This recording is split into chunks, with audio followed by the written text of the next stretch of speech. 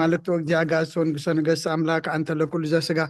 ወለኩሉ ዘነፍስን ጽዋከን ነበከመ መሐረነ ቅዱስ ወልድከን ዘይብላ አንተ ምሰ ሰበት ጸልዩ ከመዝበሉ ክንጽልዩ ከለኹም ከምዚ ኢልኩም ፀውዑን ዝበልካ አምላኽ ንሕና ከም ውሉድ እስኻ ከም ኣቦ ንፅዋዓካ ኣለና እሞ ስምዓና ብቑዓት ግበረና ብምስጋና ከምዚ ኢልና ክንጽልብ ሰማያት ትነብር ኣቦና ስምካ ይቀደስ መንግስትኻ ትምጻእ ፈቃድካ እንተ ኣብ ሰማይ ከምኡ ድማ ምድሪ ይኹን ዕለት መግብና ለመሃበና ንሕና ንዝበደሉና በደሎም ከም ዝሓደግናሎም በደልናን ኣበሳና እንደገልና ካብ ክፉእ ኣድሕነና እምበር ኣብ ፈተና ይተእትወና መንግስትን ሓይልን ክብርን ንዘለ ዓለም ናትካ ኢማ ኣምየን ኣውዝትየ ማርያም ናይ ቅዱስ ገብርኤል መልኣክ ሰላምታ ሰላም ለክለኹ ብሕልና ከድንግል ኢኺ ብስጋኹ ድንግል ኢኺ ኣደ እግዚኣብሔር ፀባዖት ጎይታ ሰራዊት ሰላም ለክለኹ ንስኺ ካብ ኣንስቲ ብርክቲ ኢኺ ፍረ ከርስኹም ብርኹ እዩ ኦ ምልዕተ ጸጋ እግዚኣብሔር ምሳኺ እዩ ኦ ፍስቲ ደስ በልኪ ሓጢኣትና ክሰሪየልና ናብ ፍቲ ወድኺ ኢየሱስ ክርስቶስ ምእንታና ምሕረት ለምነልና ኣሜን ይፍታሕ ወይስረግ ዲኖ መድሃኒነ ኢየሱስ ክርስቶስ ናይ ካህናት ሓለቓ ሓደጋ ሓጢኣት ወሃቢ ጸጋ ንቦታትና ሃዋርያት ስልጣን ዝሃቦም ኣብዚ ቦታ እዝን ኣብዚ ዘለኹም ቦታ ንዘለኹም ኣቦታተይ ካህናት ኣሕዋተይ ዲያቆናት ናይ ክርስቶስ ኣገልገልቲ ሰብኡትን ኣንስትን ኣወዳትን ኣዋልድን ካብ ሓጢኣትኩም ፍቱሓትን ንጹሃትን ኩኑ ንመንግስተ ሰማያት ድልዋት ይግበርኩምን 12 ግዜ እግዚኦ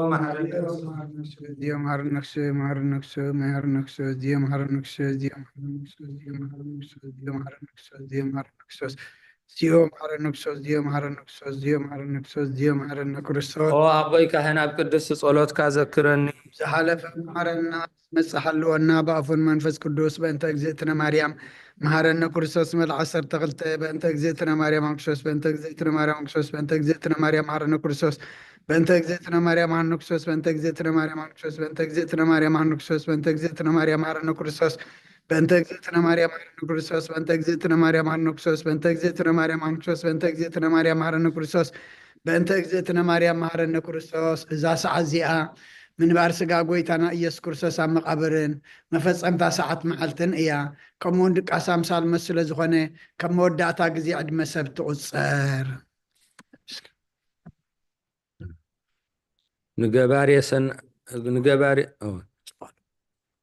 ንገባርየ ሰናያትን መሓርን ኣምላኽ ኣቦን ጎይታናን ኣምላኽናን መድሓናን ኢየሱስ ክርስቶስ ሰቲርናን ረዲእናን ዓቂብናን ተቐቢልናን ራህሪህናን ደጊፍናን ሳብዛ ሰዓት እዚኣ እውን ኣብፂሕና እሞ ነመስግኖ ኣለና ሕጂ እውን ንዑ በዛ ቅድስቲ ዕለት እዚኣን ኣብ ኩሉ ዘመን ሂወትና ንዑ ብምፍራሕ ፍፁም ሰላም ክዕቅበና ንኩሉ ዝመልኽ እግዚኣብሔር ኣምላኽና ንለምኖ ኦ ጎይታና እግዚኣብሔር ኩሉ እትመልኽ ኣቦን ጎይታናን ኣምላኽናን መድሓናን ኢየሱስ ክርስቶስ ልዕሊ ኩሉ ኩነታትን ምእንቲ ኩሉ ኩነታትን ኣብ ውሽጢ ኩሉ ኩነታትን ነመስግነካ ኣለና ስለ ዝሰተርካናን ዝረዳእካናን ዘዕቆብካናን ናባኻውን ስለ ዝተቐበልካናን ስለ ዝራህራህካልናን ደገፍካናን ክሳብ ዛ ሰዓት እዚኣ ስለ ዘብፃሕካናን ነመስግነካ ኣለና ኦ መፍቀሪ ሰብ ካብቲ ሰናያትካ ንሓትት እንልምንን ኣለና ኣብዛ ቅድስቲ ዕለት እዚኣ ናብ ኩሉ ዘመን ሂወትና ንዓኻ ብምፍራፍ ፍፁም ሰላም ክንፍፅሞ ሃበና ኩሉ ቅንዓትን ኩሉ ፈተናን ኩሉ ግብሪ ሰይጣንን መኽርኹፋት ሰባትን ሕቡእን ጉሁድን ዝኾነ ምልዓት ፀላን ኦ ጎይታ ካበይ ኣርሕቕ ካብ ኩሉ ህዝብኻን ካብ ዙርያ ዘለናዮ ቦታን ኣርሕቕ ኩሉ ሰናያትን ዘድሊ ነገርን ዓድለና ምክንያቱ ንስኻ ኢኻ ትመንን ዕንቅርቢትን ኩሉ ሓይሊ ፀላይን ክረግፅ ስልጣን ዝሃብካና ካብ ኩሉ ክፋእ ኣድሕነናን ባላህናን እምበርና ፈተና ይተእትወና በታ ሓደ ወድኻ ጎይታናን ኣምላኽናን መድሓናን ኢየሱስ ክርስቶስ ምንቲ ፍቕሪ ሰብ ኢሉ ብዝገበሮ ፀጋን ምሕረትን ምሳኻ ማዕረም ዝኾነ ወሃብ ሂወት መንፈስ ቅዱስን ክብርን ግርማን ውዳሴን ኣምልኾን ሎምን ኩሉ ሰዓን ዘለኣለም ንዓኻ ይኹን ኣሜን ናይ ንስሓ መዝሙር 51 ወኣምላክ ከምሳለኻ መሓረኒ ከምቲ ዓብይ ራህራህ ኣበሳይ ደምስስ ካብ ኣበሳይ ኣፀቢይ ክሓፀበኒ ካብ ሓጢኣተይ እውን ኣፅርየኒ ኣነ ኣበሳይ ይፈልጥ ኣለኹም ሓጢኣተይ ኩሉ ግዜ ብቅድመ እዩ ዘረባኻ ፃድቕ ብፍርድኻ ንፅወንካ ትርከብ ኣነ ንኣኻ ጥራይ በደልኩ ኣብ ቅድሜኻ እከይ ገበርኩ ኖ ብኣበሳ ተወለድኩ ናይ ከዓ ብሓጢኣት ጠነሰተኒ ንሓቃ ውሽጢ ኢኻ ትደልዮ ኣብ ሕቡኡም ጦም መሃረኒ ምንቲ ክፀርሱ ስምዕ ዛፅርየኒ ካብ በረድ ክፅሕዶ ፀበኒ ተንዝቐጥቀጥቃየና ፅምቲ ሕጎሳ ፅባህታን ሓጎስና ስማዓኒ ገፅካ ካብ ሓጢኣተይ ከውሎኒ ብዘላ ኣበሳይ እውን ደምስሶ ወኣምላኽ ፅሩይ ልቢ ፍጠረለይ ፅኑዕ መንፈስካ ውሽጢ ሓድስ ካብ ገፅካ ይደርብየኒ ቅዱስ መንፈስካ እውን ኣይተግድፈኒ ሓጎስ ምድሓንካ መለሰለይ ብፍቓደኛ መንፈስ እውን ደግፈኒ መገድኻ ንመፍረሲ ክምሮም እየ ሓጥኣን ናባኻ ክምለሱ እዮም ኣምላኽ ምድሓነይ ካብ ዕዳ ድማ እንዳግፈኒ ልሳነይ ፅድቃ እልል ክትብለሉ እያ ጎይታየ ኣፈይ ምስጋና ክነግር ስኸና ፍረይ ክፈት መስዋዕቲ ባያብለካኒ እንተዘይኮነስ መቕረብ ኩልካ ነረ نمسوات مرارايت بقوني خا مسوات أملاك سور منفسي وأملاك نسبرن كتكتن لبايتو نعوني خا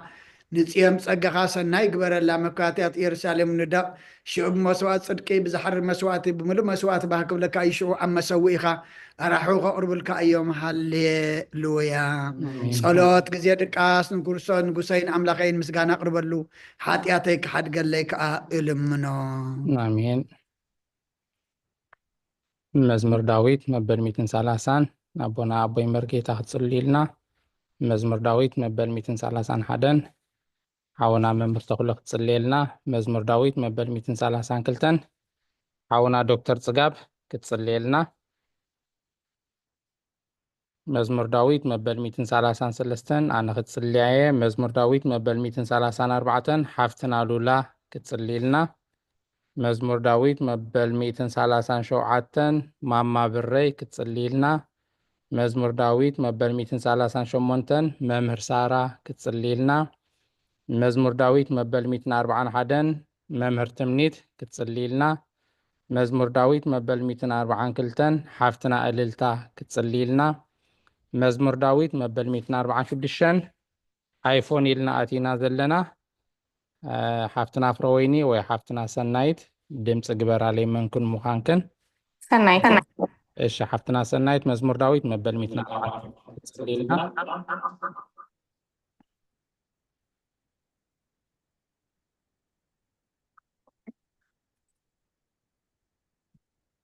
عونا ممر تقلو مزمور داوود مبل 240 شوعتن كتصليلنا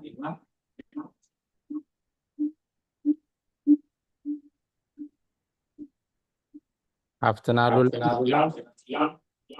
مزمور داوود مبل 240 شوعتن كتصليلنا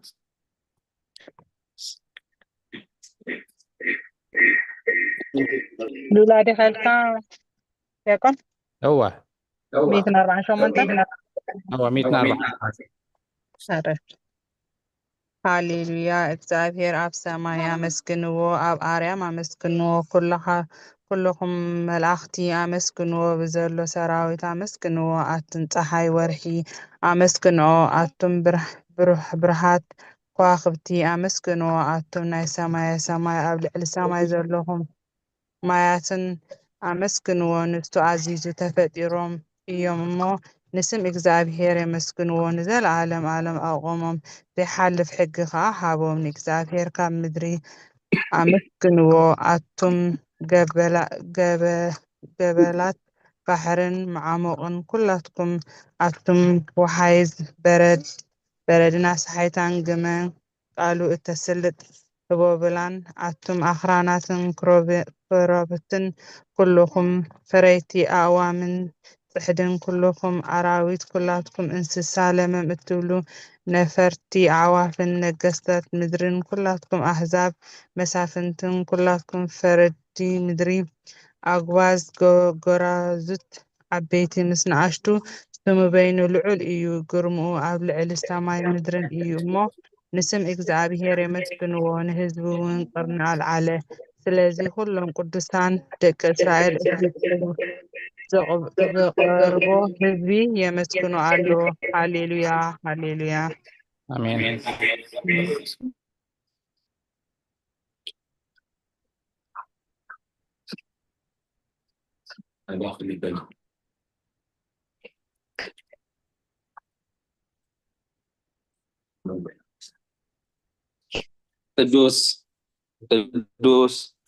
ቅዱስ ወንጌል መምህርና ሉቃስ ካብ ዝፀሓፈው በረኸት ጸሎቱ ምስ ኩልና ክርስቲያን ይኹን እንሆ ድማ ኣብ ኢየሩሳሌም ስምዖን ዝበሃል ሰብኣይ ነበረ እዚ ሰብኣይ ዝጻድቕ ንኣምላኽ ዝፈርሕ ንጽንዕ እስራኤል እውን ዝጽበ ነበረ መንፈስ ቅዱስ ድማ ነበሮ ነቲ መሲሕ እግዚኣብሔር ከይረኣዮ ሞት ከም ዘይርኢ ድማ ብመንፈስ ቅዱስ ተገሊጹሉ ነበረ ብመንፈስ ከዓ ናብ ቤተ መቕደስ መጸ ወለዱ ነቲ ኢየሱስ ህፃን ከም ስርዓት ሕጊ ክገብርሉ ምስ ኣተዉ ስምዖን ድማ ኣብ ኢዱ ሓቆፎ ንኣምላኽ እውን ከምዚ እናበለ ኣመስገነ ኦ ጎይታይ ነቲ ንኣሕዛብ ምግላፅ ብርሃን ንህዝብኻ እስራኤል ክብረት ክኸውን ኣብ ቅድሚ ኩሉ ህዝቢ ዘዳልኻያ ምድሓንካ ኣዒንተይካ ኣብ ረኣያስ ሕጂ ከምቲ ዘረባኻ ንባሪኻ ብሰላም ተፋምልኢኻ በለ ኦ ክርስቶስ ኣምላኽና ምስጢር ኣቦኻ መንፈስ ቅዱስ ሎሚ ኩሉ ሰዓን ዘለኣለም ዓለም ንሰግድ ኣለና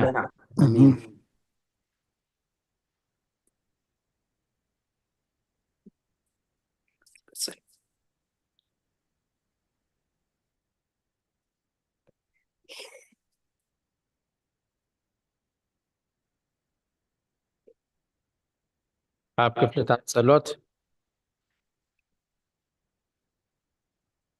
ማማ ብርይ ናይ ኢኮ ገብራ ክፍልታት ጸሎት እሺ እጽድያ ፈርማንድ እንሆ ኣብ ቅድመ ተቆኑዕ ፈራዲ ክቐውም ተዳሊ ኣለኹ ኦ እቲ ኣብ ምግጋይ ዝሓለፈ ዕድመይ ንኹነኔ ንፍርድን ብቑዕ ስለ ዝኾነ ብብዝሒ ሓጢኣተይ ዕድንን ቀጥቅጥን ኣለኹ ግን ከነፍሰየ ገና ኣብ መሬት ክትነብሪ ካብ ሃለኽስ ተነስሒ ምክንያቱ ኣብ መሬት ኣብ መቃብር ኣይወድሰን እዩ ኣብ ሞት ከዓ ዘኽብሮ የለን ኣብ ገሃነም ከዓ ዘመስግኖ የለን እሞ ካብ ድቃስ ትዕቢት ተንስእኺ ናብ መድሓኒኺ ብንስሓ ኦ ኣምላኸይ መሓረንን ኣድሕነና በልኪ ተማሕፀኒ ስብሓት ለኣብ ወወልድ ወመንፈስ ቅዱስ ኣሜን። መምህር ሳራ መዋል ሰብ ዘይውዳእ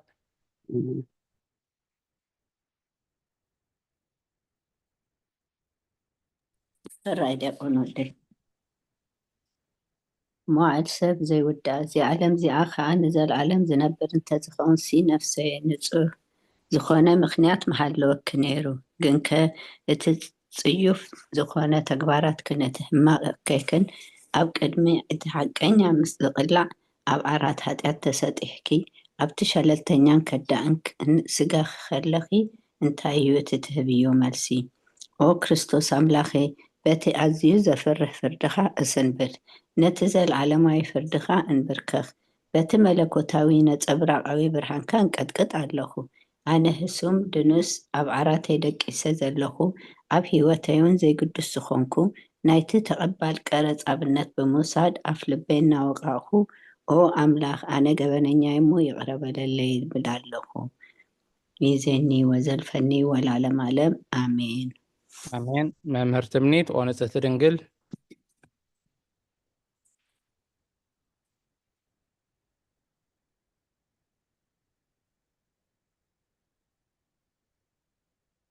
መምህር ትምኒት ኦንፅቲ ድንግል እሺ ኦ ንጽሕቲ ድንግል ናብ ባርያኺት ቁልጡፍ ጽላል ረድኤት ክዘርግሒ ነቲ ኣብ ሕልናይ ከም ማዕበል ዝገማጠል ክፉእ ሓሳባት ካባይ ኣርሕቕዮ ነታ ሓመምቲ ነፍሰይ ብሆንትነት ኣዝዩ ሃልዋታ ጠፊእዋ ኣሎ እሞ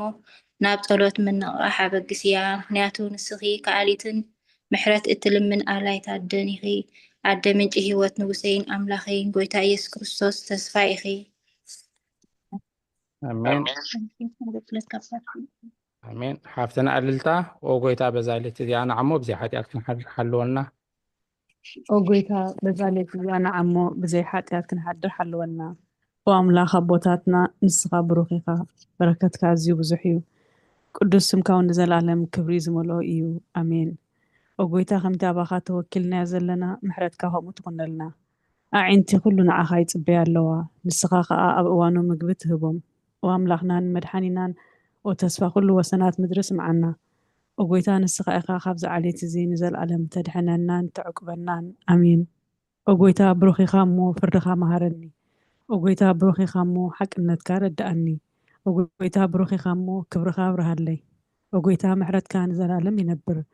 ኦ ጎይታ ንዓይኒ ተግባር ኢድካ ካብ ወለዶ ናብ ወለዶ መዕቆብየ ስለ ዝኾንካ ኣይትንፀገኒ ኦ ጎይታ ንዓኻ በድለየ እሞ መሓረንን ንነፍሰይ ኣድሕናን እናበልኩ ጽሊ ኣለኹ ኦ ጎይታ ኣባኻ ተወኪለ ኣለኹ እሞ ኣድሕነኒ ፍቓድካ ክገብርካ መሃረኒ ንስኻ ኣምላኸይ ፈልፋሊ ህይወት ኢኻ ብብርሃንካ ድማ ኢና ብርሃን እንርኢ ምሕረትካ ናብቶም ዝፈልጡኻ ክብርኻ ከዓ ናብ ቁንዓት ልቢ ትምፃእ ጸጋን በረከትን ምስጋናን ብሓቂ ናትካ እዩ ኦ ቅድሚ ዓለም ዝነበርካን ንዘለኣለም እትነብር ዘለኻን ኣቦን ወድን መንፈስ ቅዱስን ንዓኻ ምስጋናን ውዳሴን ግርማን ይግባእ ሎምን ኩሉ ሳዕን ንዘለኣለም ዓለም ኣሜን ኦ ልዑል ጎይታ ብኣኻ ምእማንን ንስምካ ምዝማርን ሰናይ እሞ ምሕረትካ ብፀፅባሕ ሓቅነትካ ድማ ለይቲ ለይቲ የዘንቱ ኣቡና ዶክተር ጽጋብ ውዳሴ ስሉስ ቅዱስ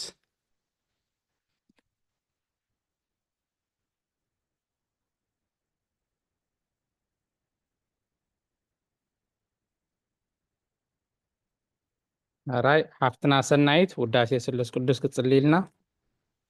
እሺ በስመ አብ ወወልድ ወመንፈስ ቅዱስ አሐዱ አምላክ አሜን። ቅዱስ እግዚአብሔር ቅዱስ ኃያል ቅዱስ ሕያው ዘይመውት ካብ ቅድስት ድንግል ማርያም ዝተወልደ መሃረና ቅዱስ እግዚአብሔር ቅዱስ ኃያል ቅዱስ ሕያው ዘይመውት ኣብ ዮርዳኖስ ተጠምቀ ኣብ ልዕሊ ዕፅ መስቀል ምእንታና ዝተሰቕለ መሃረና ቅዱስ እግዚአብሔር ቅዱስ ኃያል ቅዱስ ሕያው ዘይመውት ኣብ ሳልሰይቲ መዓልቲ ካብ ሙታን ዝተንስአ ብምስጋና ናብ ሰማይ ዝዓረገ ኣብ የማን ኣቦኡ ዝተቐምጠ ኣብ ህያውያን ሙታውያን ክፈርድ ከም ብሓድሽ ክመጽእ እዩ። ኦ ጎይታ መሃረና። ምስጋና ኣቦ ንወልድን ንመንፈስ ቅዱስን ሎምን ኩሉ ሰዓን ንዘለዓለም ዓለም አሜን። ኣሜን። ወስሉስ ቅዱስ መሐረና ወስሉስ ቅዱስ መሐረና ወስሉስ ቅዱስ መሐረና ኦ ጎይታ ኃጢአትና ሓደገልና ኦ ጎይታ በደልና ይጸብጽበልና ኦ ጎይታ አበሳና ይቅርበልና ኦ ጎይታ ንሕሙማት ብዝኻብ ፀሓዮም መመንቱ ቅዱስም ካይልካ ፈውሶም ኦ ጎይታ ነቶም ዝመቱ ቦታትናን ኣዴታትናን ኣሕዋትናን ኣሓትናን ከዓ ነፍሰ ማዕርፍ ኦ ካብ ሓጢአት ንጹ ዝኾንካ ጎይታ መሐረና ኦ ካብ ሓጢአት ዝኾንካ ጎይታ ርድአና ልማናና ከዓ ተቀበለልና ክብርን ምስጋናን ብፍጹም ማዕርግን ቅድስና ንዓኻ ይግባእ እሜን ኦ ጎይታ መሐረና ኦ ጎይታ መሐረና ኦ ጎይታ ባርኸና ኦ ጎይታ ብቑዓት ክበረና ብምስጋና ከምዚ ኢልና ክንጽሊ ብሰማያት ትነብር ኣቦና ስምካ ይቀደስ መንግስትኻ ትምጻእ ፍቓድካ ከምታ ኣብ ሰማይ ከምኡ ድማ ምድሪ ይኹን ናይ ዕለት መግብና ለማሃበና ንሕና ንዝበደሉና በደሎም ከም ዝሓደግናሎም በደልና ንኣውሳና እንደገልና ካብ ክፉ ኣድሕነና እምበረ ፈተና ይተእትወና መንግስትን ሓይልን ክብርን ንዘለኣለም ናትካ ኢማ ኣሜን ኦ እግዝእትየ ማርያም ብናይ ቅዱስ ገብርኤል መልኣክ ሰላምታ ሰላም ለክለኹ ብሕልና ድንግል ኢኺ ብስጋኹ ድንግል ኢኺ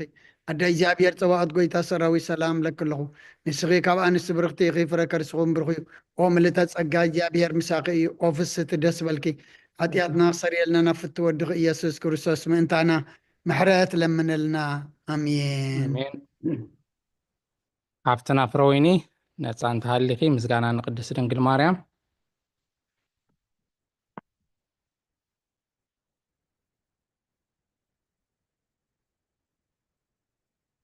ኣራይ ጴጥሮስ ፋሚሊ ኢልና ኣቲና ዘለና ምስጋና ንቅድስቲ ድንግል ማርያም ኦ ቅድስቲ ምልእቲ ጸጋ ኩሉ ግዜ ድንግል ዝኾንኪ ወላዲት ኣምላኽ ኣደ ክርስቶስ ሰላም ንብለኪ ምእንቲ ሓጢአትና ክሓድገልና ናብ ፍቁር ወድኺ ጸሎትና ዓርግልና ንሓቀኛ ብርሃን ኢየሱስ ክርስቶስ ኣምላኽና ዝወለድክልና ቅድስት ድንግል ሰላም ንብለኪ ንሓጢአት ነብስና ሓዲጉ ክምሕረና ናብ ጎይታ ለምንልና ኦ ቅድስት ድንግል ማርያም ወላዲት ኣምላኽ ንዘርኢ ሰብ እምንቲ ኣማላዲት ናብ ወድኺ ኢየሱስ ክርስቶስ ብሕድገት ሓጢአት ክጸግወና ለምንልና ኦ ናይ ሓቂ ንግስቲ ድንግል ሰላም ንብለኪ ኦ ነማንኤል ኣምላኽና ዝወለድክልና ኩርዓት ዘርእና ሰላምታ ነቕርበልኪ ኦ ድንግል ብጎይታና ኢየሱስ ክርስቶስ እተኣመነት ኣማላዲት ሓጢአትና ምእንቲ ክሓድገልና ተዘከርና ኣሜን ኣሜን ማማ ህይወት ሓድጉ መእተዊ ጸሎት ሃይማኖት ቴንክ ዩ መእተዊ ጸሎት ሃይማኖት ኦ ኣደ ሓቀኛ ብርሃን ንኽብረኪ ኦ ቅድስቲ ድንግል ወላዲት ኣምላኽ መድሓኒ ዓለም ስለ ዝወለድክልና መጺኡ ከዓ ንነብስና ስለ ዘድሓነና ነመስግነኪ ኦ ጎይታናን ንጉስናን መድሓኒናን ኢየሱስ ክርስቶስ ክብሪ ንዓኻ ይኹን ንስኻ ንሃዋርያት መገሶም ንሰማዕታት ኣኽሊሎም ንጻድቃን ዕልልቶኦም ንቤተ ክርስቲያን ጽንዓት ንሓጥኣን ሕድገት ብሓደ ዝመለከቱ ስሉስ ቅዱስ ነበስር ንሰግደሉን ንኽብሮን ኦ ጎይታ መሓረና ኦ ጎይታ መሓረና ኦ ጎይታ ባርኸና ኣሜን ኣሜን ማማ ረዘነት ናይ ሃይማኖት ጸሎት ናይ ሃይማኖት ጸሎት ኩሉ ብዝሓዘ ሰማይን ምድርን ዝርአን ዘይርአን ብዝፈጠረ ብሓደ እግዚኣብሔር ኣብ ንኣምን ብሓደ ጎይታ ብኢየሱስ ክርስቶስ ዓለም ከይተፈጥረ ምስኡ ህሉ ብዝኾነ ወልዲ ኣብ ዋህድ እውን ንኣምን ካብ ብርሃን ዝተረኽበ ብርሃን ካብ ሓቀኛ ኣምላኽ ዝተረኽበ ኣምላኽ ዝተወልደ እምበር ፍጡር ዘይኮነ ብመለኮቱ ምስ ኣብ ማዕረ ዝኾነ ኩሉ ብኡ ዝተፈጥረ ብዘይክኡ ግና ኣብዚ ምድሪ ዘሎ ይኹን ወይስ ኣብ ሰማይ ዘሎ ምንም ዝተፈጥረ የልቦን ምእንታና ምእንቲ ሰብ ምእንቲ ድሕነትና ካብ ሰማያት ዝወረደ ብመንፈስ ቅዱስ ካብ ቅድስቲ ድንግል ማርያም ስጋ ለበሰ ሰብ ኮነ። ሰብ ኮይኑ ድማ ብዘበን ጴንጠናዊ ጲላጦስ ምእንታና ተሰቕለ፣ ሓመመ፣ መከራ መስቀል ተቐበለ፣ ሞተ፣ ተቐብረ። ኣብ ቅዱሳት መጻሕፍቲ ከም ዝተጻሕፈ ኣብ መበል ሳልሳይ መዓልቲ ካብ ምውታን ተፈልዩ ተንስአ፣ ብክብሪ ናብ ሰማይ ዓረገ፣ ኣብ የማን ኣቦኡ ተቐመጠ። ከም ብሓድሽ ንሕያዋንን ሞታንን ክፈርድ ብክብሪ ክመጽእ እዩ። ንመንግስቱ እውን መወዳእታ ይብሉን። ጎይታን መሕወይን ብዝኾነ ካብ ኣብ ዝሰረፀ መንፈስ ቅዱስ እውን ንኣምን። ምስ ኣብን ወልድን ንሰግደሉን ነመስግኖን ብነቢያት ዝተዘርበ እዩ። ልዕሊ ኩሉ ናይ ሓዋርያት ጉባኤ ብዝኾነት ብሓንቲ ቅድስቲ ቤተ ክርስቲያን ንኣምን። ንሕድገት ሓጢኣት ብሓንቲ ጥምቀት እውን ንኣምን። ትንሣኤ ምውታን ንዘለኣለም ዝመጽእ ህይወት ተስፋ ንገብር ኣሜን። ጎይታ ጸሎትና ሰሚዕኻ ሓጢኣትና ሓደገልና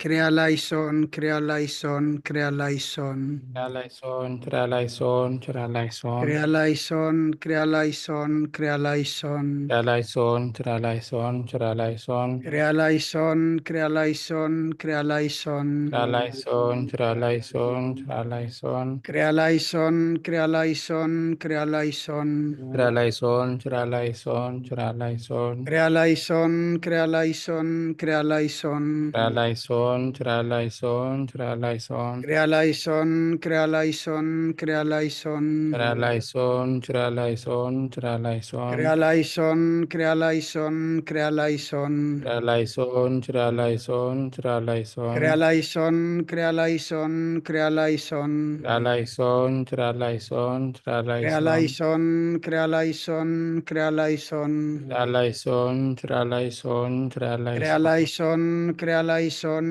ክርያላይሶን ትራላይሶን ትራላይሶን ትራላይሶን ክርያላይሶን ክርያላይሶን ክርያላይሶን ትራላይሶን ትራላይሶን ትራላይሶን ክርያላይሶን ክርያላይሶን ክርያላይሶን ትራላይሶን ትራላይሶን ትራላይሶን ክርያላይሶን ክርያላይሶን ክርያላይሶን ትራላይሶን ትራላይሶን ክርያላይሶን ክርያላይሶን ትራላይሶን ትራላይሶን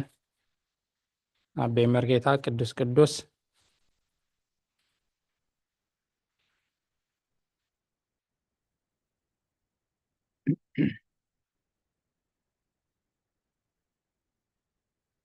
ቅዱስ ቅዱስ ቅዱስ እግዚአብሔር ጎይታ ሰራዊት ሰማያትን ምድርን ብክብርኻን ብልግስኻን ሙልአትየን ወን ሁሉ ትመልኽ እግዚአብሔር አቦ መሐረና ወጎይታ ሰራዊት አምላኽ ኃይልታት ምሳናኹን ምክንያቱ ኣብ ግዜ ሽግርናን ጭንቅናን ብዘይካኻ ረዳእ የብልናን ወአምላኽ አባና ሕደር ንበደልና ቅሬታን ምሕረትን ግበረልና ትብልየትናን ብዘይድልየትናን ዝገበርናዮ ትብፍላጥን ብዘይፍላጥን ሰራሕናዮ ስውርን ግሁድን ዝኾነ ሓጢኣትና ምእንቲ ትብልዕሌና ስም ቅዱስ ስምካ ኢልካ ወጎይታ ይቕረበለልና ወጎይታ ከም ምሕረትካ ዳ እምበር ከም ተግባርና ይኹን በከመ ምሕረትከ አምላክነ አኮበከ ማበሳነ በከመ ምሕረትከ አምላክነ ወአኮ በከመ አበሳነ በከመ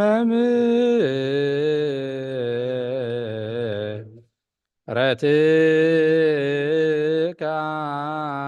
አምላክነ ወአኮ በከመ አበሳነ ጎይታ ብቕዓት ግበረና ምስጋና ከምዘኢልና ክንጸልብ ሰማያት ትነብር ኣቦና እንካ ይቀደስ መንግስትኻ ትምጻእ ፍቓድካ ምታ ኣብ ሰማይ ከምኡ ድማ ምድሪ ይኹን ናይ ዕለት መግብና ሎም ሃበና ንሕና ንዝበደሉና በደሎም ከም ዝሓደግናሎም በደልና ንኣውሳና ደገልና ካብ ክፋ ድሕነና እምበረ ፈተና ይተእትወና መንግስትን ሓይልን ክብርን ዘለዓለም ናትካ ኢማ ኣምየን ኣውዝትየ ማርያም ብናይ ቅዱስ ገብርኤል መልኣክ ሰላምታ ሰላም ለክልኹ ሕልና ኸድንግል ብስጋኸውን ድንግል ኢኺ ኣደ እግዚኣብሔር ፀባኦት ጎይታ ሰራዊት ሰላም ለክልኹ ንስኺ ካብ ኣንስቲ ብርኽቲ ኢኺ ፍረ ከርስኹም ብርኽዩ ኦሙልተ ፀጋ እግዚኣብሔር ምሳኺ እዩ ኦ ፍስቲ ደስ በልኪ ሓጢኣትና ሰሪየልና ነፍቲ ወድኺ ኢየሱስ ክርስቶስ ምእንታና ምሕረት ለምንልና ኣምየን ናይ ንስሓ ጸሎት وقويت أبزا معلت زي أب كن مخاب تكباركم بقال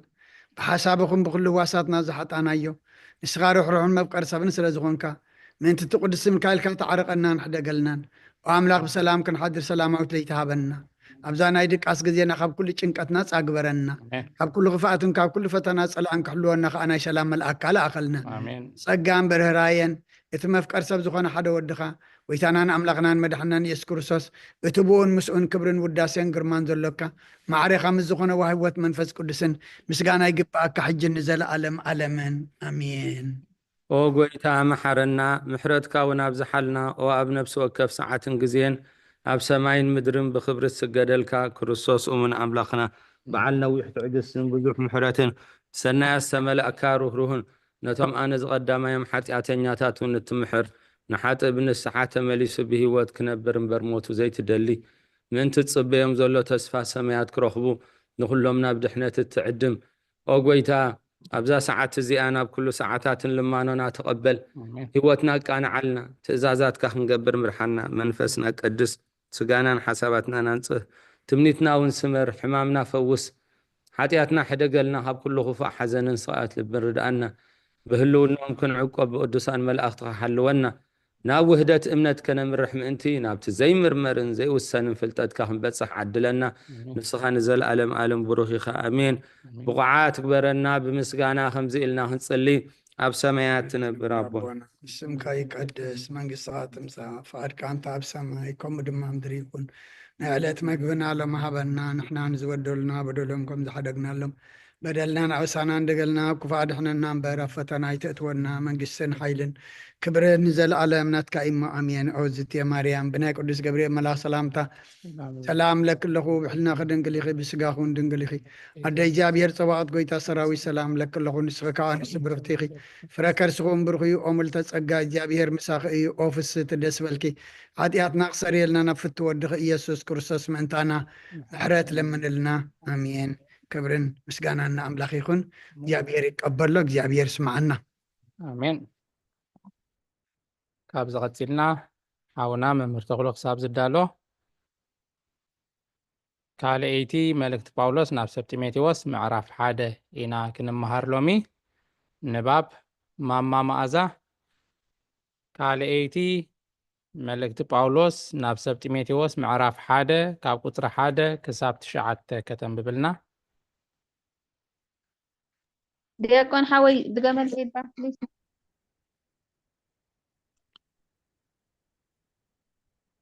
سوري Yes. يا تاني هي كودا جبريلا النت لهن مش أدخل بري. اوكي حري ايش كاب حدا حساب تشعت كالئيتي ملكت باولوس أدخل بري. ناب سبتيميتيوس معرف حدا هو كالئيتي تيميتيوس قداماي تيميتيوس ودينا ينندينا شدش معرف أجي كالئيتي تيميتيوس معرف حدا كاب حدا حساب تشعت إيش. ماشي صورة دمت تعاتي أسلت سنة سايسة معكم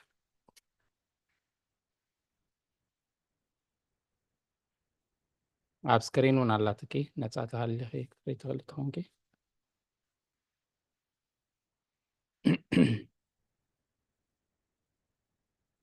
سمع له. هو إيش هذا. ጳውሎስ ከም እታ ተስፋ ናይታ ኣብ ክርስቲያን ኢየሱስ ዘላ ህይወት ብፍቃድ ኣምላኽ ሃዋርያ ኢየሱስ ክርስቶስ ዝኾነ ናብ ጢሞቴዎስ ፍቁር ወደይ ካብ እግዚአብሔር ኣቦናን ካብ ክርስቶስ ኢየሱስ ጎይታናን ጸጋ ምሕረት ሰላም ምሳኻ ይኹን። እታ ኣባኻ ዘላ ልግሚ ዘይብላ ቅድም ካብ ሎኢስ ዓባይካ ኣብ ኤውነቂ እንዲኸውን ዝሓደረት እምነት እናዘከርኩ ኣባኻ ድማ ከም ዘላ ተረድየ ኣለኹ። ንብዓትካ ዘኪረ ብታሕጓስ ምእንቲ ክመልእሲ ከርእየካ እናናፈቕኩ ብጸሎተይ ለይትን መዓልትን ከብኮር እናዘከርኩኻ ነቲ ብንጹህ ሕሊና ዘገልግሎ ዘለኹ ኣምላኽ ኣመስግኖ ኣለኹ። በዚ ኣምላኽሲ ምሕረት ሓይልን ፍርሃት ኣይሃበናን እሞ ነቲ ብምንባር ኢደይ ኣባኻ ዘሎ ውህበት ኣምላኽ ከተሐድስ أذكرك ኣለኹ። ደጊም ብሓይሊ ኣምላኽ ምእንቲ ወንጌል ምሳይ መከራ ጽገብ እምበር ብምስክር ጎይታና ወይስ ብኣይ ብእሱር ኣይትሕፈር። ኣምላኽ ክርስቶስ ኢየሱስ ቅድሚ ዘመናት ዓለም እተወሃበና ጸጋን ሓድነት ብቅዱስ ጽዋዓት ተጸዊዕና እምበር ብግብርና ኣይኮናን። አሜን። ዲያቆን ሓዊ ቁርብ ግን ደቂቃ ኣላሞ if you can like bigger I don't know. يعني ካልኦት ካልኦት እስማልና ሓፍትና ሉላ ካልአይቲ መልእክቲ ጳውሎስ ናብ ሰብ ጢሞቴዎስ ምዕራፍ 1 ኢና ደለና ካብ ቁጥሪ 10 ክሳብ መወዳእታ ክሳብ ቁጥሪ 18 ማለት እያ ከተንብብልና።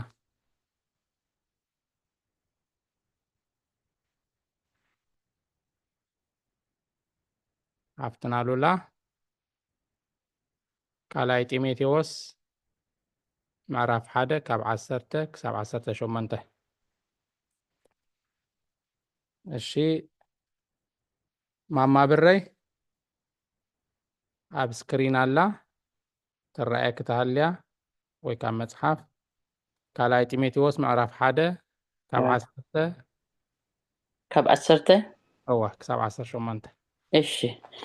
ሕጂ ግና ብምክሃድ መድሃኒና ኢየሱስ ክርስቶስ ተገልጸ ንሱ ንሞት ዝሰዓሮ ንህይወት ንዘይ ጠፍእን ብወንጌል ናብ ብርሃን ዘውፅኦ ነዚ ኣነ ኣዋጅን ሃዋርያ መምህርን ኣህዛብ ክኸውን ተሸምኩ ምክንያቱ እውን እየ እዚ ሓሳር እዚ ዝጸግብ ዘለኹ ግናኸ ብመን ከም ዝኣመንኩም እፈልጥ እየ ነቲ ገንዘብ ድሕሪኡ እውን ክሳብ እታ መዓልቲ እቲኣ ምሕላው ከም ዝከኣሎ ተረድኤ ኣለኹ እሞ ኣይሓፍርን እየ ነቲ ካባኻ ዝሰማዕካዮ ጥዑይ ቃል ከኣበቲ ካብ ክርስቶስ ኢየሱስ ዘሎ እምነትን ፍቅርን ንምሳሌ ሓዞ ነቲ እተቐበልካዮ ጽቡቕ ሕድሪ ቤቴ ኣባና ሓዲሩ ዘሎ መንፈስ ቅዱስ ሓልዎ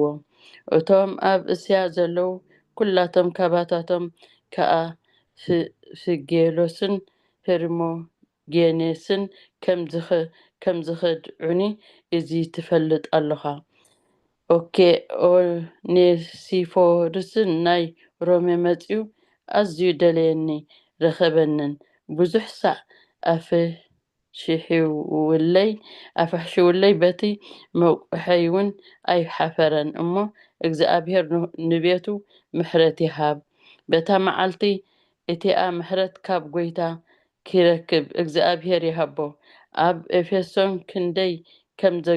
ከም ዘገልገለኒ እውን ካባይ ዝበልጽ ንስኻ ትፈልጥ ኢኻ።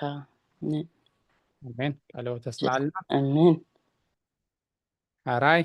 ካብዚ ቀፂልና መቐፀልታ ናይቲ ነፍሲ ወከፍ ዓርቢ እንመሃሮ ትምህርቲ መጽናዕቲ መጽሓፍ ቅዱስ ንሎሙ ድማ ናይ ሐዋርያ ቅዱስ ጳውሎስ እታ ካልአይቲ መልእኽቲ ናብ ጢሞቴዎስ ወዱ መታዓይቱ ዝለኣኻ ካልአይቲ መልእኽቲ ምዕራፍ 1 ክንርኢና ንሓውናን መምህርናን መምህር ተኽሉ ተዛራቢ ለበት ንዓና ድማ ሰምዓ ዝነ ልቦና ይሃበና እግዚአብሔር።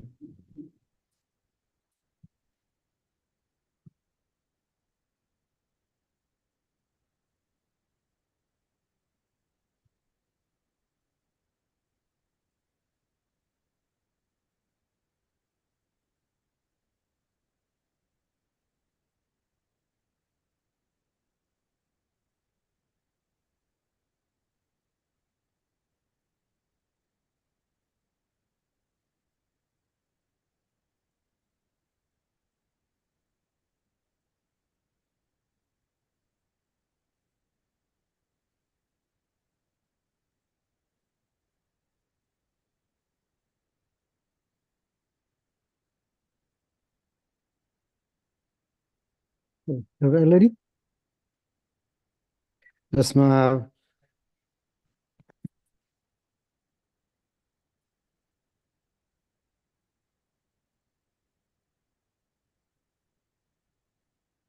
በስመ አብ ወወልድ ወመንፈስ ቅዱስ አሐዱ አምላክ አሜን።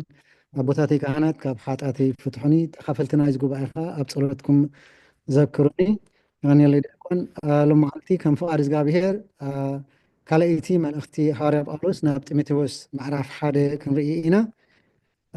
ኣብቲ መእተው እንታይ ድብለና ደራሲ ማን ከም ዝኾነ ሐዋርያ ጳውሎስ ከም ዝኾነ ኣብ ካልኣይ ጢሞቴዎስ ምዕራፍ 1 ፍቕዲ 1 ተጻሒፉልና ኣሎ። ተቐባሊ ከዓ ጳጳስ ኤፌሶን ዝኾነ ሐዋርያ ጢሞቴዎስ ኣብ ምዕራፍ 1 ካልኣይ መልእኽቲ ሐዋርያ ጳውሎስ ጢሞቴዎስ ናብ ጢሞቴዎስ ምዕራፍ 1 ኣብ ፍቕዲ 2 ተጻሒፉልና ኣሎ። እዚ ዕለት ኣብ ገምጋም እዩ ዝበሃል ካብ 64 ክሳብ 67 እዩ ዝበሃል ግን ኣብቲ ናይ ብሓቂ ዝተጻሕፈሉ እዋን ቤተክርስትያንና ከዓ ንዕኡ ትውከሶ ማለት እዩ። ኣብቲ ካልኣይ ግዜ ተኣሲሩሉ ዝነበረ እዋን ቤተክርቲ ኣብ 66-67 ክኸውን ይኽእል እዩ ይበሃል። ሐዋርያ ጳውሎስ ምናልባት ኣብ ትሕቲ ኔሮ እንደገና ተኣሲሩ ዝነበረሉ እዋን ክኸውን ይኽእል። ካልኣይ ማእሰርቲ ሐዋርያ ጳውሎስ ኣብ ከባቢ እዚ ግዜ እዚ እዩ ማለት እዩ። ካልአይቲ ማእሰርቲ ሐዋርያ ጳውሎስ ብጣዕሚ ብርትዕ ዝበለትን ካብታ ቀዳመይቲ ክብድ በለትን እያ ነይራ። እታ ናይ መጨረሻ ካልአይቲ ደብዳቤ ንጢሞቴዎስ ዝፃሕፈላ እዋን እያ ከዓ ነይራ። ናይ መጨረሻ ንብላ ዘለና ድሕሪ እዛ ደብዳቤ እዚኣ ምፅሓፉ ናብ መስዋእትነት ከም ዝሓለፈ ማለት እዩ ከም ዝተሰውአ እዩ ዝነገረና እቲ ፅሑፍ። እቲ ዕላማ ንጢሞቴዎስ ከምዚ ዝስዕብ ብምባል ከተባብዖ ኢሉ እዩ። ኣብቲ ኣብ ክርስቶስ ኢየሱስ ዘለካ ፀጋ ምብርታዕ ከምቲ ሐዋርያ ጳውሎስ ዝመሃሮ ንካልኦት ክምሕር ከም ዘለዎ፣ ነቲ ቃል ኣምላኽ ክሰብኽ ከም ዘለዎ፣ ፀገማትን ፀበባን ንምፅዋር ከዓኒ ድልው ክኸውን ከም ዘለዎ ማለት እዩ። ወንጌላዊ ኮይኑ ኣገልግሎት ክፍፅም፣ እዚ ከዓ እቲ ቀንዲ መልእኽቲ ናይ ሐዋርያ ጳውሎስ ማለት እዩ። ኣብታ መፀዋዕትኻ ፈፅም ትብል ወይ ከዓኒ ግበር ትብል ምዕራፍ 4 ፍቕዲ 5 ንስኻ ግና ብኩሉ ተጠንቀቕ፣ መከራ ፅገብ፣ ግብሪ ወንጌል ግበር፣ ኣገልግሎትካ ከዓ መልእ ወይ ከዓ ፈፅም ማለት እዩ። ኣስተዋፅኦ ናይዘን ምዕራፋት እዚአን ከዓ ከምዚ ይመስል። ካብ እሙን ሐዋርያ እተዋሃበ መተባብዒ ንሐዋርያ ጳውሎስ ማለት እዩ ንሐዋርያ ጢሞቴዎስ ሓበሬታ ባህርያት ሓደ እሙን ጳጳስ ኣብ ምዕራፍ 2 ምዕራፍ 3 እሙን ጳጳስ ዝሃቦ ትእዛዝ እታ ናይ መጨረሻ ምዕራፍ ከዓ ተስፋ ሓደ እሙን ሐዋርያ ማለት እዩ። ኣብታ ፍቕዲ 1-2 ደላ ከምዚ ትብል ጳውሎስ ከምታ እታ ተስፋ ናይታ ኣብ ኢየሱስ ክርስቶስ ዘላ ሂወት ብፍቓድ ኣምላኽ ሐዋርያ ኢየሱስ ዝኾነ ናይ ጢሞቴዎስ ፍቁር ወደይ ካብ እግዚኣብሔር ኣቦናን ካብ ክርስቶስ ኢየሱስ ጎይታናን ፀጋ ምሕረትን ሰላምን ምሳኻ ይኹን። ብመሰረት መብፅዓ ሂወት ሐዋርያነት ሐዋርያ ጳውሎስ ነዚ መብፅዓ እዚ ንምፍፃም እዩ ዝተፀውዐ። እዚ መብፅዓ እዚ ከዓኒ ብክርስቶስ ዝርከብ ተስፋ ሂወት እዚ ንጢሞቴዎስ ኣብ መንጎ ፈተናታት ናብታ ሓደገኛ ዝነበረት ሮሜ ንክኸይድ ዘኽእሎ ብርታዕን ትብዓትን ንክህቦ ይደሊ ነበረ። እዚ ከዓ እንታይ ድብለና ክመፆ ክበፅሖ ይደሊ ነይሩ እዩ። ግን በቲ ዘጋጥም ዝነበረ ዘፍርሕ ስለ ዝነበረ ናብኡ ክመፅእ ኣይከኣለን ማለት እዩ። ግን ስለዚ ከዓ ነዛ ደብዳቤ እዚኣ ዝፅሕፈሉ ዘሎ ሐዋርያ ጳውሎስ ንጢሞቴዎስ ከም ኣቦ ኮይኑ መሃሮ። መንፈስ ኣቦ እዩ ግን እቲ ናይ መንፈስ ኣቦ ካብ ናይ ስጋ ኣቦ ዝለዓለ ከም ዝኾነ ከዓ ቅድሚ ሕጂ ርኢና ነርና ኢና። ሐዋርያ ጳውሎስ ንመንፈሳውያን ደቁ ፍቅርን ሓልዮትን ኣርኣየ ናይ ብሓቂ ከም ዝፈትዎ እዩ ዘርእየና ዘሎ። ምእንቲ መንፈሳውያን ደቁ እውን ይፅሊ እዩ ወይ ከዓ ይፅሊ ነበረ። ሐዋርያ ጳውሎስ ኣምላኽ ፀጋን ምሕረትን ሰላምን ክህቦ እዩ ዝልምን ዘሎ። ኩላትና እዚ ሰለስተ ህያባት እዚ ከዓ ፀጋን ምሕረትን ሰላምን የድልየና እዩ። ዋላ ንደቃና እውን ክንፅሊ ከለና ከምኡ ኢልና ክንፅሊ ከም ዘለና እዩ ዝሕብረና ዘሎ። እታ ኣባኻ ዘላ ፍቕዲ 3-5 ማለት እዩ ልግሚ ዘይብላ ወይ ከዓ ክፋእ ዘይብላ ኣብ ሎኒስ ዓባይካ ኣብ ኤውኒቄ ኣዴኻ እውን ዝሓደረት እምነት እናዘከርኩ ኣባኻ ድማ ከም ዘላ ተረዲኤ ኣለኹ። ንብዓትካ ዘኪረ بتحقاس ما انت خملئسي كريئكا تنافق እናናፈቅኩ ብጸሎተይ ለይትን መዓልትን ከየብከርኩ እናዘከርኩኻ ነቲ ካብ ኣቦታተይ ጀሚረ ንጹህ ሕልና ዘገልግሎ ዘለኹ ኣምላኽ ኣመስግኖ ኣለኹ። ነቲ ኩሉ ነገር ዝህበና ኣምላኽ ከነመስግኖ ከም ዝግባአና እዩ ዝምህረና ዘሎ ማለት እዩ። ካብ ኣቦታተይ ክብል ከሎ እምነትን ኣገልግሎትን ዝመሃር ግን ዝያዳ ንመን እዩ ኣቦታተይ ዝብል ዘሎ? ኣቦታትና ክንብል ከለና ነቶም ሃዋርያት ንሕና ክኸውን ንኽእል ግን እዚኣ ኣቦታተይ ዝብሎም ደሎ ኣቦኡን ኣቦሓጉኡን እዩ ዘመልክት ዘሎ ማለት እዩ። ምክንያቱ ጢሞቴዎስ ካብ መን ተማሂርዎ? ካብ ኣዲኡን ካብ ዓባዩን። ሃዋርያ ጳውሎስ ከዓ ኣቦታተይ ክብል ከሎ ነዚ ኣቦታት ቤተክርስትያን ዘይኮነስ ኣቦታት ስጋ ናይ ኣቦታቱ ማለት እዩ። ከምቲ ኣቦታተይ ዘገልገሎ ኣነ ከዓ ከምኡ ገልግል። ምክንያቱ ኣይሁዳዊ እንኳ እንተነበረ ኣይሁዳዊ እዩ ነይሩ። ንክርስቶስ ምቕባል ግን ካብ ውርሻዊ እምነት ዝስዕብ እዩ። ኣብዚኣ ኣገዳሲት ዝኾነ ነገር ኣላ። ውርሻዊ እምነት ንሕና እቲ እምነት ካብ ኣይሁድ ከም ዝመፀ ማለት እዩ። እዚ ንዕኡ ዝሕብር ከዓ ጥቕስታት ክንርኢና ማለት እዩ። ነቲ ካብ ኣዲኡን ዓባይን እተቐበሎ እምነት ፀኒዑ ንክቕፅል ንጢሞቴዎስ የተባብዓ ኣሎ። ሃዋርያ ጳውሎስ ክርስትና ባህራዊ ስፍሓት ኣይሁድነት ምዃኑ እዚ ዝዛረብ ነይሩ። እዚ ኢኻ ዝዛረብ ነይሩ። ክርስትና ፍጻሜ ኣይሁድ እዩ። ብሉይ ኪዳን ኣብ ሓድሽ ኪዳን ተፈፀመ ወይ ከዓ ተጋህደ። ስለዚ ኢኻ እቲ እምነት ንሕና ካብ ኣይሁድ ከም ዝመሰድናዮ ዝነግረና ደሎ ንሱ ከዓ ካብ ኣቦታተይ ዝብሎም ደሎ ከዓ ነዚ እምነት እዚ ሒዙ ስለ ፀንሐ እዩ። ሕጂ ንሕና ኸ ንደቅና እምነት ክመርፁ ክንሓድጎም ግቡእ ድዩ? እዚኣ ፀቢቕና ክንሪኣ ኢና። ምናልባት ኣብ መጨረሻ እንተደኣ ግዜ ኣለና ማለት እዩ። ደቅና እምነት ወይ ከዓ እምነቶም ክመርፁ ክንሓድጎም ግቡእ ድዩ? ብክርስትና ከመይ እዩ? ብተዋህዶ መልክዕ ከመይ እዩ? ኣፀቢቕና ክንሪኣ ኢና። ዋላ ኩልካትኩምን ክትሓስቡላ ዘለኩም ፍቅዲ 5 ከምዚ ይብለና ብፀሎተይ ለይትን መዓልትን ከየብኮርኩ እናዘከርኩኻ ነቲ ካብ ኣቦታተይ ጀሚረ ብንጹሕ ሕልና ዘገልግሎ ዘለኹ ኣምላኽ ኣመስግኖ ኣለኹ። ሃዋርያ ጳውሎስ ዘመስግኖ ዘሎ ምክንያት ብፀሎት ንጢሞቴዎስ ብምዝካሩ ዘይኮነስ ወይ ከዓ ብፀሎት ንጢሞቴዎስ ፅኑዕ ምዃኑ ዘይኮነስ ንጢሞቴዎስ ብእምነትን ከመይ ምዃኑ ስለ ዝፈለጠ እዩ። ነቲ ናቱ እምነት እውን ስለ ዝፈለጠ እዩ። ኣብ ቀዳማይ ሳሙኤል ምዕራፍ 12 ፍቅዲ 23 እንታይ እዩ ዝብለና? ኣነስ እታ ፅብቕትን ቅንዕትን መገዲ እባ ደኣ ክምህረኩም እየ እምበር ምእንታኹም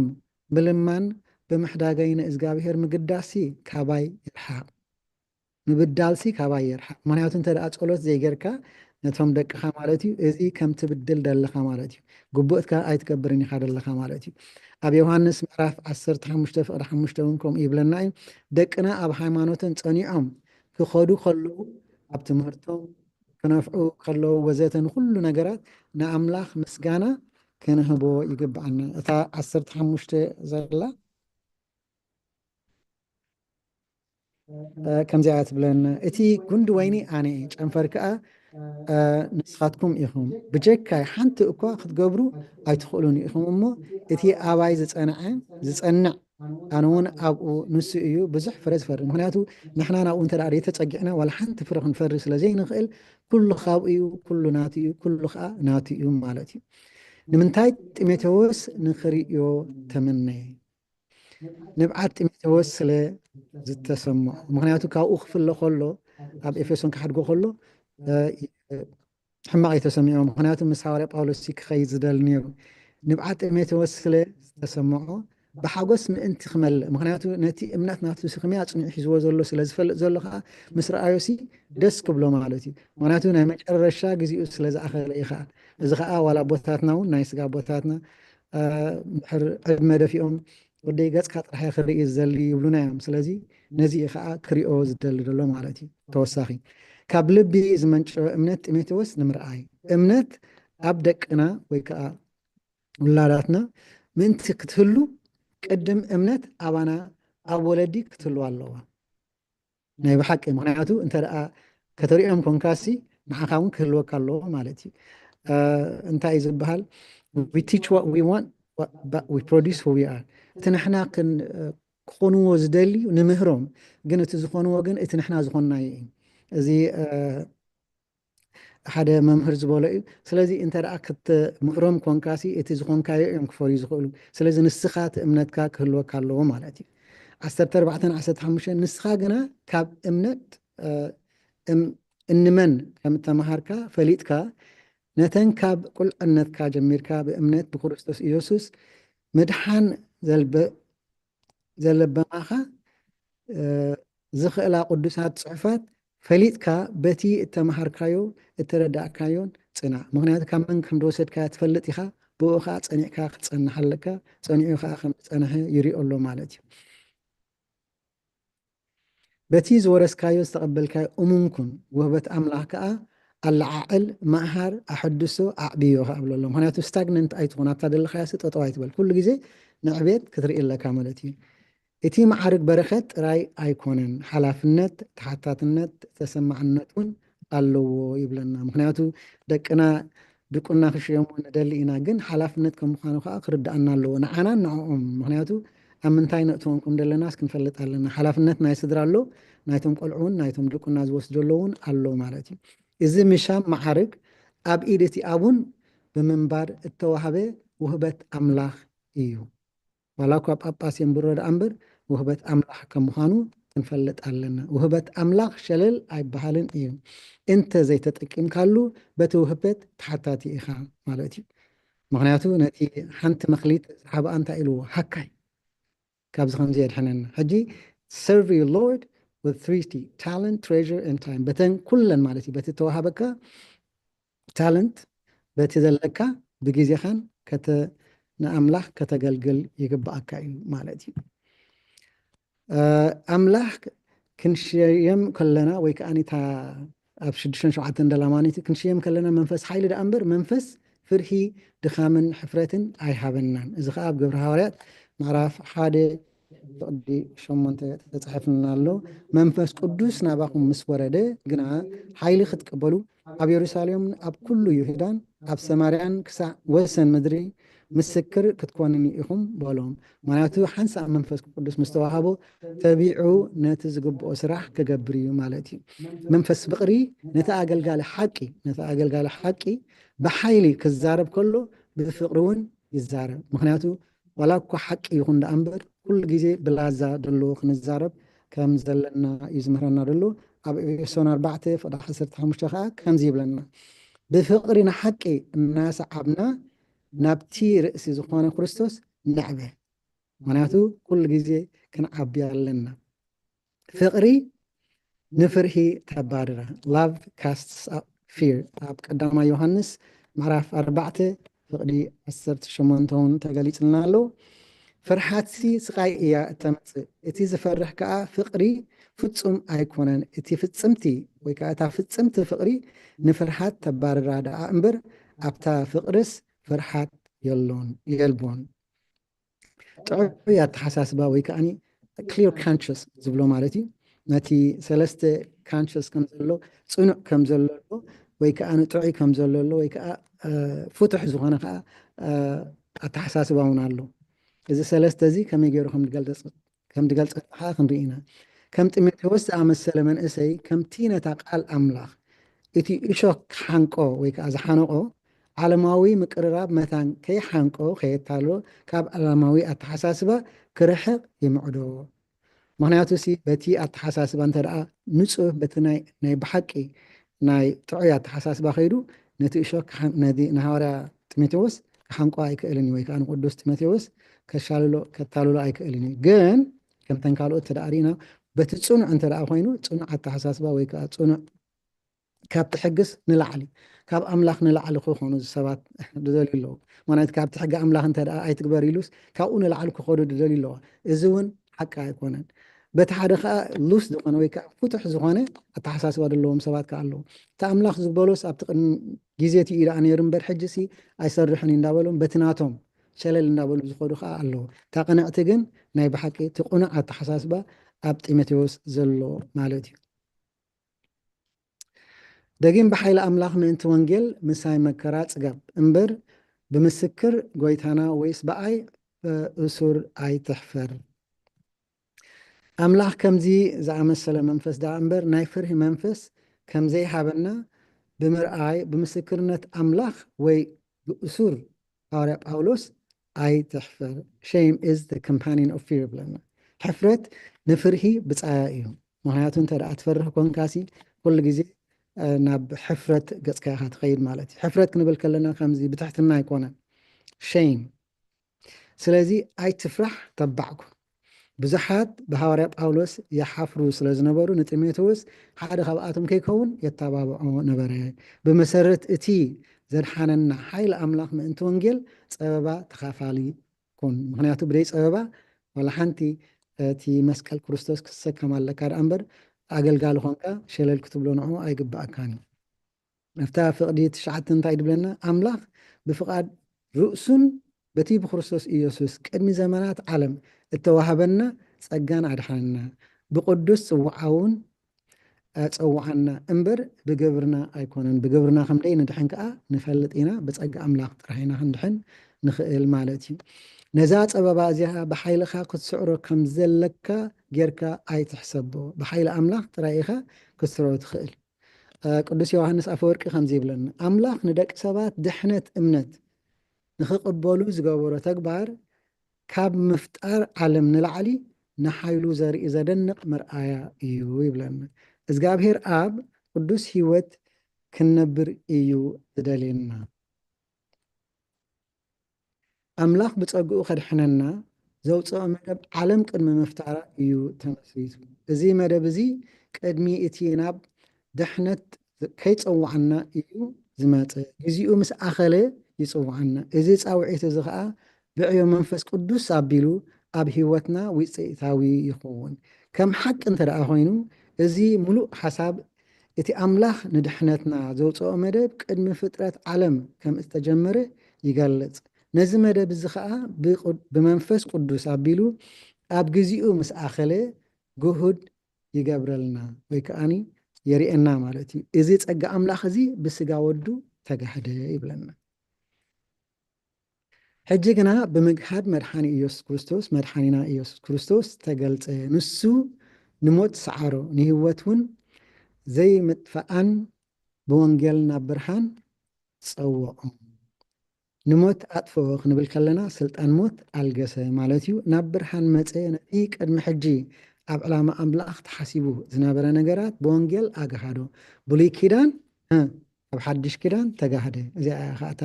ምትእሳር ዘላታ ሂወት መንፈስ ቅዱስ ከዓ ፈለማ ኣፍ ነፍሲ ኮይኑ ስጉምቲ ክወስድ ከሎ ኣብ ትንሳኤ እውን ኣብ ስግኡ ስጉምቲ ክወስድ እዩ ዘይመውት ሂወት ዘይሓልፍ ዘይጠፍእ ሓድሽ ሂወት ከዓ እምበር እቲ ዝትንስእ ኣካል ጥራሕ ኣይኮነን ስልጣን ሞት እንተ ደኣ ኣልጊሱ ወይ ከዓ ተሳዒሩሲ ንምንታይ ደኣ ክሳዕ ሕጂ ንመውት ኣለና ነዚ እውን ኣቦታትና ኣለዎ ወይ ፅሑፍ ኣለና መጨረሻ ክንሪኦ ኢና ግን መታን ንክትሓስብሉ ኢለ ነዚ ዘሪአኩም ዘለኹን ሕጂ ማለት እዩ ግዜ ተረኺብና ተንክልተ ሕቶታት ኣብ መጨረሻ ክንምልሰን ክንፍትን ኢና ነዚ ኣነ ኣዋጅ ንሃዋርያን መምህርን ኣሕዛብ ክኸውን ተሸምኩ ብምክንያቱ እውን እዚ ሓሳር እዚ ዝፀግብ ደለኹ ግናኸ ብመን ከም ዝኣመንኩ እፈልጥ እየ ነቲ ገንዘብ ሕድሪ እውን ክሳብ እታ መዓልቲ እቲኣ ምሕላው ከም ዝከኣሎ ተረዲኡ ኣለኹ እሞ ኣይፈርሕን እየ ንገዛእ ርእስኻ ኣብነት ገይሩ ወይ ከዓ ንገዛእ ርእሱ ኣብነት ገይሩ ኣብዛ ፍቕዲ 11-12 ንጢሞቴዎስ ይምዖ ዘሎ ማለት እዩ ንህዝቢ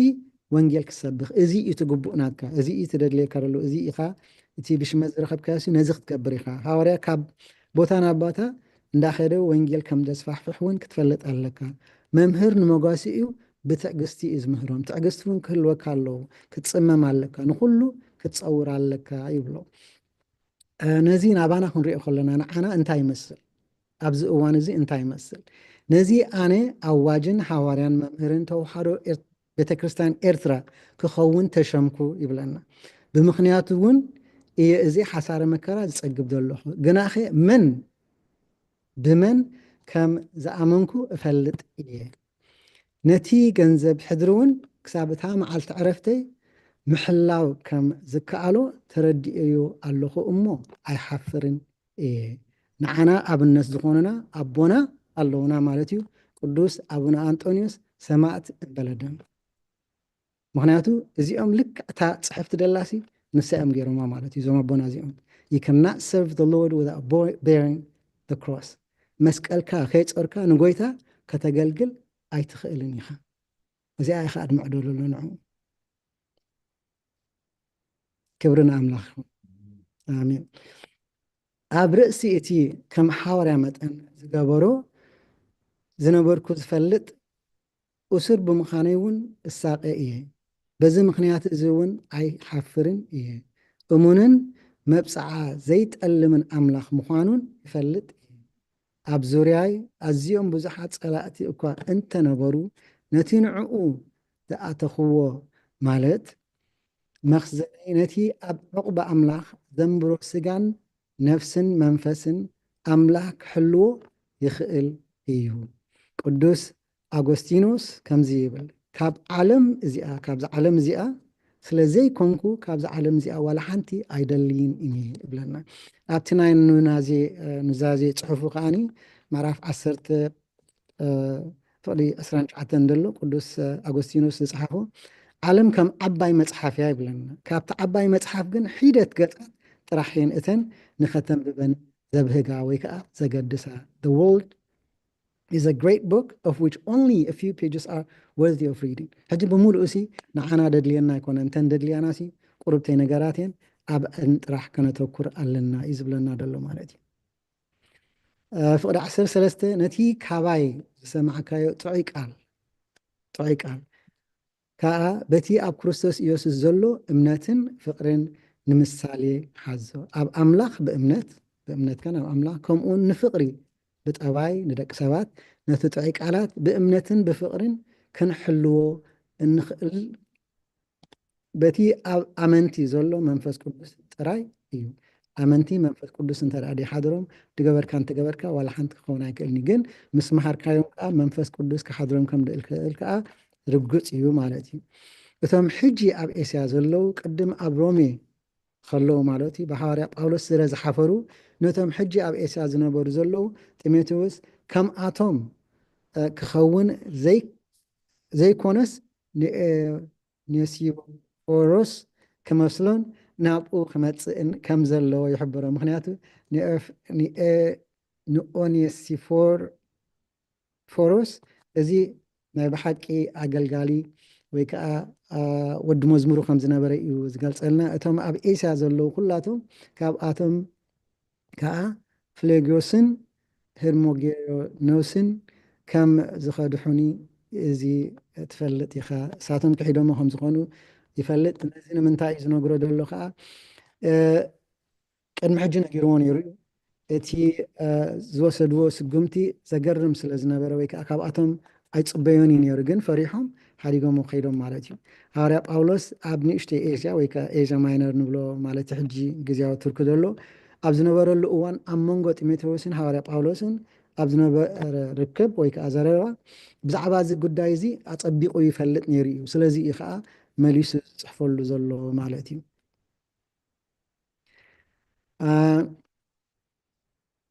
ኤኖሲፎሮስ ናብ ሮሜ መፂኡ ኣዝዩ ደለየንን ረኸበንን ብዙሕ ሳካ ኣፋሕሸወለይ በቲ መቑሐይ እውን ኣይሓፈረን እሞ እግዚኣብሄር ንቤቱ ምሕረት ይሃብ። ኣብቲ ካልኣይ ማእሰርቱ ልክዕ ከዓ ከምቲ ኣብ ቀዳማይ ማእሰርቱ ዝነበረ ብሰንሰለት ምስቲ ዝሕልዎ ዝነበረ ወታደር እዮም ኣሲሮም ነይሮም። ኣብታ ብሰብ እተጨቃጨቀት ከተማ ሮሜ ማለት እዩ ብዙሕ ሰብ ዝነበራ በታ መዓልቲ እቲኣ ምሕረት ጎይታ ይርከብ። በታ መዓልቲ እቲኣ ከዓ ብዝበሉ ዓለም ዝእከበሉ እዋን ክኸውን እዩ። እዚ ንምንታይ እዩ ዝብል ደሎ? ምክንያቱ እዚ ኦኔሲፎሮስ ከም ዝዓረፈ ደብዳቤ ዝክፅሕፎ ከሎ ምስ ዓረፈ እዩ ዝፅሕፎ ደሎ ማለት እዩ። ኣብዚ ኩሉ ሰብ እንከሎ ደልዩ ግን ምክንያቱ ኣብ እስር ቤት ስለዝነበረ ኣበይ ከም ዝነበረ ደልዩ ምስ ረኸቦ የመስግኖ ዘሎ ብዙሕ እውን ሓጊዝዎ ስለዝኮነስ ብጣዕሚ እዩ ዘመስግኖ ዘሎ። እዚ ከዓ ንዝሓለፉ ወይ ከዓ ነቦታትና ዘዕረፉ ንሕና እውን ክንፅልየሎም ከም ንኽእልን ከመይ ዓይነት ርክብ ክንገብር ከም ዘለና ምስኣቶም እዩ ዝምረና ዘሎ ማለት እዩ። ኣምላኽ ነቲ ጻድቕ ጥራይ ዘይኮነስ ንኩሎም ስድራ ቤቱ እውን ይባርኾም እዩ። ሓደ ጻድቕ ኣብ ገዛኻ እንድሕር ኣሎ ንኩላትካ ይልክመካ እዩ ማለት እዩ፣ ብበረኸቱ ማለት እዩ። ፍቕዲ 18 በታ መዓልቲ እቲኣ ምሕረት ካብ ጎይታ ክረክብ እግዚኣብሔር ይሃቦ ኣብ ኤፌሶን ክንደይ ከም ዘገልገለኒ እውን ካባይ ዝበልፅ ንስኻ ትፈልጥ ኢኻ። ብሓንሳእ ምስ ሃዋርያ ጳውሎስን ጢሞቴዎስን ብሓንሳእ ከለዉ ኣብ ኤፌሶን ማለት እዩ ፅቡቅ ገይሩ ከም ደገልግሎም ነበረ። ዋላ ሽዑ እውን ሕጂ እውን ኣብ ሮሜ ተኣሲሩ እንከሎ ከም ደገልገሎ እዩ ዝነግረና ደሎ። ስለምንታይ ምእንቲ ዝዓረፉ ንፅሊ እዚኣ ተዓንቲ ወይ ድበልናያ ማለት እዩ። ትምህርቲ መፅሓፍ ቅዱስ ከ እንታይ ይብልና? እዚአን ተፃሒፈን ኣለዋ። ካልኣይ መካቢ ምዕራፍ 12 ካብ ፍቕዲ 44 ክሳብ 46 ከምኡ እውን ቀዳማይ ቆሮንጦስ 15:29 ራእይ ዮሃንስ ኣብ 2 ቦታ ኣሎ። ምዕራፍ 5 ፍቕዲ 8 ከምኡ እውን ምዕራፍ 8 ካብ 3 እስካብ 4 ኣብ ማቴዎስ ከዓ 12:32 ማለት እዩ። እዚኣተን እንተደኣ ርኢናየን ንምንታይ ከም ንፅሊ ብዝሓለፉ ኣቦታትና ብዘዕረፉ ቦታትና ንምንታይ ከም ነፅሊ ካብኡ እውን ብፀሎት እውን በረኸት ከም ንረክብ ንሕና ክንፅልየሎም ከለና ንዓና ከዓ በረኸት ከም ንረክብ ማለት እዩ። ሕብረት ፍቅሪ እዩ ዘርኢ ምእንቲ ቅዱሳን ክንፅሊ ከለና ምእንቲ ሕድገት ሓጢኣት ከዓ ንፅልየሎም ኢና። ንዝተነስሕሉ ግና ዘይተነዛዘሉ ክኸውን ይኽእል እዩ። ሓጢኣቶም ንሕና ክንፅልየሎም ንኽእል ኢና ወይ ከዓ ንዝረስዑ ንሕና እውን ኩሉ ግዜ ከምኡ ኢና ንብል ማለት እዩ። ነቶም ዝዓረፉ ኣቦታትና ኣዴታትና ኣሕዋትና ኣሓትና ነፍሶም ይምሓር የዕርፎምን ኣሜን። ፀሎቶምን በረኸቶምን ከዓ ምስ ኩልና ህዝበ ክርስቲያን ይኹን ንብል። ክብርን ምስጋናን እግዚኣብሔር ኣምላኽና ይኹን። ፅን ኢልኩም ስለሰማዕኩምን ከዓ ኣብቲ እትገብርዎ ፀሎት እግዚኣብሔር ፅን ኢሉ ይስማዕኩም። የቐኒየለይ።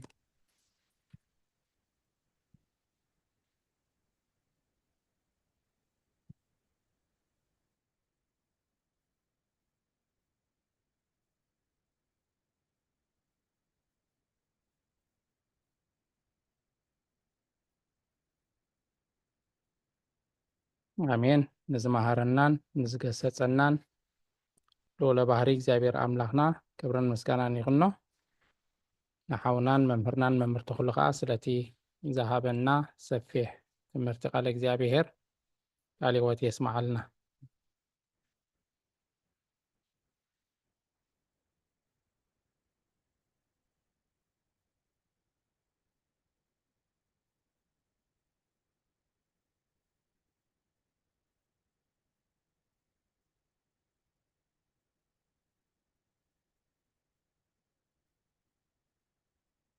ሓራይ ካብዚ ቀፂልና ከምቲ ልሙድ መዝሙር ክህልወና እዩ። መምህር ትምኒት ኢድካ ሓፍ ኣቢል ክለኺ እግዚኣብሔር ኣብርሃልኪ።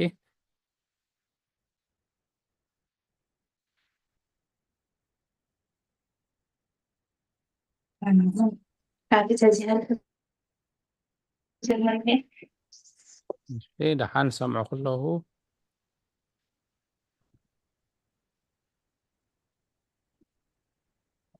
ካልእ ድዝምር እንተሎ ቀዳምነት ክህብ ትብላላ መምህር ትምኒት። እግዚኣብሔር ትሕትና ይወከፍ።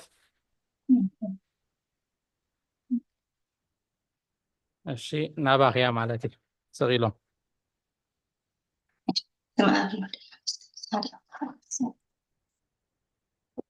ብንጹህ ደሙ ድሒና ካብ ውድቀትና እውን ተንሲና ብሓጎስ ደስታ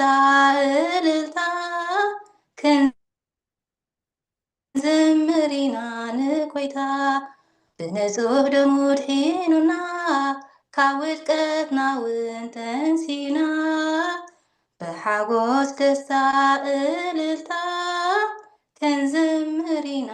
ንጎይታ። ደው ኢልና ኣለና ብኽብሪ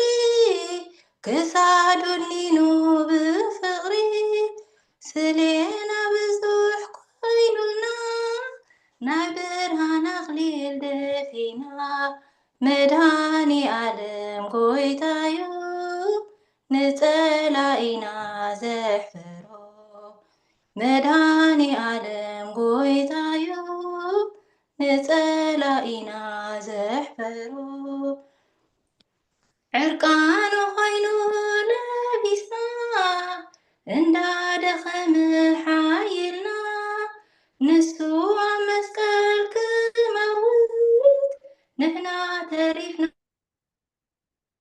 ብሂወት መድኃኔ ዓለም ጎይታዩ ንጸላኢና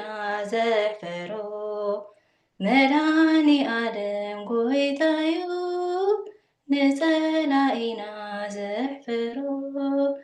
ክሳብ ሽሕ ትውልዲ ምሕር ርሩህ እሞ ይርህር ኣይደክምን እዩ መንከቡ ምዕረፊ ጭንቂ ናይ ህዝቡ መድኃኔ ዓለም ጎይታዩ ንጸላኢና ዘሕፈሮ መድኃኔ ዓለም ጎይታዩ ንጸላኢና ዘሕፈሮ ብደም ዘጌፀ ክዳኑ ካብ ኣማልኽቲ የለን ከምኡ ትውልድ ምድሓኑ ይስማዕ ናይ ሓጎስ ቀንዴል ይወላዕ መድኃኔ ዓለም ጎይታዩ ንጸላኢና ዘሕፈሮ መድኃኔ ዓለም ጎይታዩ ንጸላኢና ዘሕፈሮ ብንጹህ ደሙ ድሒኑና ካብ ውድቀትና እውን ተንሲና ብሓጎስ ደስታ እልልታ ክንዝምር ኢና ንጎይታ ብንጹህ ደሙ ድሒኑና ካብ ውድቀትና እውን ተንሲና ብሓጎስ ደስታ እልልታ ክንዝምር ኢና ንጎይታ አሜን ሰላም መዝሙር እግዚአብሔር አሜን። ዝማሬ አምላክ የስዓል ይመስገን። ሓንቲ መዝሙር ብንጹህ ደሙ ድሒንና ካብ ውድቀትና እውን ተንሲእና ብሓጎስ ደስታ ዕልልታ ክንዝምር ኢና ንጎይታ እናበለት ክትዝምረልና ጸኒሓ መድኃኔ ዓለም ጎይታዩ ንጸላኢና ዘሕፈሮ እናበለት እውን ኣብ መንጎ መንጎ ጣዕምቲ መዝሙር ብዛዕባ ምድሓን ጎይታናን መድሓኒናን ኢየሱስ ክርስቶስ ክንሰምዕ ጸኒሕና መዝሙር ቴንኪዩ ዝማሬ ምላክ ተስምዐልና። እሺ መምህር ሳራ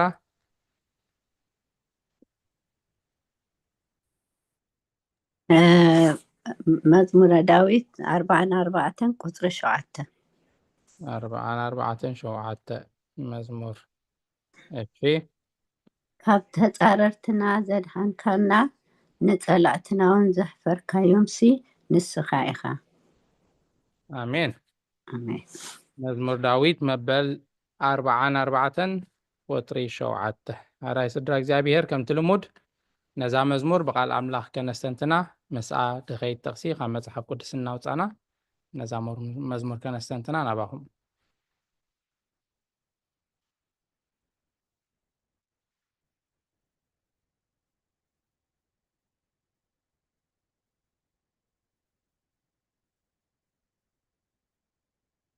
ብንጹህ ደሙ ድሒንና ካብ ውድቀትና እውን ተንስኢና ብሓጎስ ብደስታ ብዕልልታ ክንዝምር ኢና ንጎይታ ብምባል ተበጃውነት ናይ ጎይታናን ኣምላኽናን መድሓኒናን ኢየሱስ ክርስቶስ እትነግር መዝሙር ንጸላእ ኣሕፊሩ ንዓና ብደሙ ከም ዘድሓነና ሓራ ከም ደውፀና ከም ደናገፈና ትገልጽ መዝሙር እያ ካብ መጽሓፍ ቅዱስ ጠቕሲ ብምጥቃስ ከነስተንትና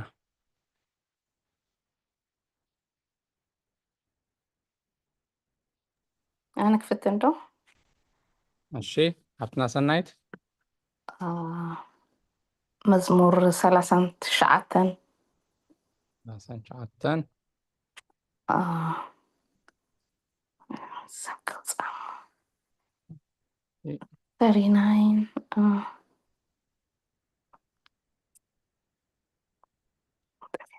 39 I think. I'm sorry, I think طفيني. Hold on. Okay. ጎይታ እዩ ትብል ጎይታና እዩ ኢየሱስ ክርስቶስ 39 መዝሙር ዳዊት 39 ደ እወ 39 I think 7 እዮም ሕጂ ኸ እንታይ ፅበል ጎይታዬ ተስፋይ በኣኻ እዩ ትብል 39:7 ኦኬ 39:7 ያ ሕጂ ኸ እንታይ ፅበይ ኣለኹ ጎይታዬ ተስፋይ በኣኻ እዩ እሺ መዝሙር ዳዊት መበል 39 ቁጥር 7 ሕጂ ኸ እንታይ ፅበ ኣለኹ ጎይታዬ ተስፋይ በኣኻ እዩ ትብል ቃል ሕይወት ተስማዕልና እሺ ካልኦት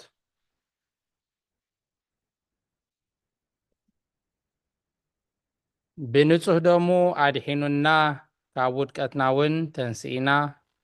ብሓጎስ ደስታ ዕልልታ ክንዘምር ኢና ንጎይታ ኣብዛ ናይ ሎማዓንቲ ከኣሲ ኣብዛ ናይ ቁጥር 9:10 ምስኣፍ ከይከነ ሰሚዕትኒ ኣብዛ ናይ ካልኣይ ጢሞቴዎስ ምዕራፍ 1 ቁጥር 9:10 ካልኣይ ጢሞቴዎስ እዛ ፀናሕናያ እዛ ፀናሕናያስ 9:10 እሺ ካልኣይ ጢሞቴዎስ 9:10 አምላኽ ብፍቃድ ርእሱን በቲ ብክርስቶስ ኢየሱስ ቅድሚ ዘመናት ዓለም እተዋህበና ጸጋን አድሓነና በቅዱስ ጽዋዓውን ጸዋዓና እምበር ብግብርና ኣይኮነን ሕጂ ግና ብምግሃድ መድሓኒና ኢየሱስ ክርስቶስ ተገልጸ ንሱ ንሞት ዝሰዓሮ ንህይወትን ንዘይምጥፋእን ብወንጌል ናብ ብርሃን ዘውፅኦ ትክክል መምህር ትምኒት ቃል ሕይወት ተስማዕልና ክትመርፅያ ከለኹ እውን ምስታ ትምህርቲ ትኸይድ ኢልኪ ክመሪፅካ ይመስለኒ እዛ ጥቕሲ ትክክል ትገልጸና ምስኣፍ ከይከነ ሰሚዕትኒ እሺ ካልኣይ ጢሞቴዎስ ምዕራፍ 1 ቁጥሪ 9 ቁጥሪ 10 ቃል ሕይወት ተስማዕልና ዲያቆን ሓወይ እሺ ማማ ማዕዛው ቂቃም ሓፍትና ሃና ከዓ እግዚአብሔር መመልሶ እዚ ዝባርካ ቢዚ ስለ ዝኾነ ስራሕ ሓንቲ ጥቕሲ ይዳሃልና ቀዳማይ ጴጥሮስ 1:18-19 ካብቲ ኣቦታትኩም እተቐበልኩምዎ ኮንቱ ንብረትኩም ከም ብደም እቲ ኣበርን ርክሰትን ዘይብሉ ገንዘል ብክቡር ደሙ ክርስቶስ እምበር ብዝጠፍእ ነገር ብብሩር ወይ ብወርቂ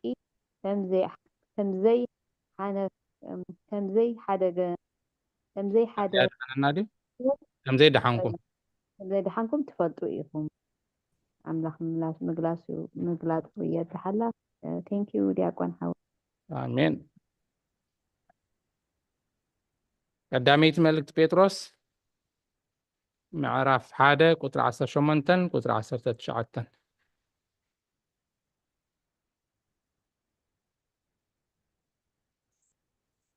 ሓደ ክዛረብ ዶ ኦኬ እሺ ምዕራፍ ናብ ሰብ ሮሜ ምዕራፍ 13 ቁፅሪ 12 ሮሜ 13:12 እሺ ስለዚ ኢየሱስ ከዓ ብደሙ ንህዝቢ ምእንቲ ክቅድስ ኢሉ ኣብ ወፃኢ ኣፍ ከተማ መኸራ ፀገበ እሺ ቃል ሕይወት ተስማዕልና ሮሜ 13:12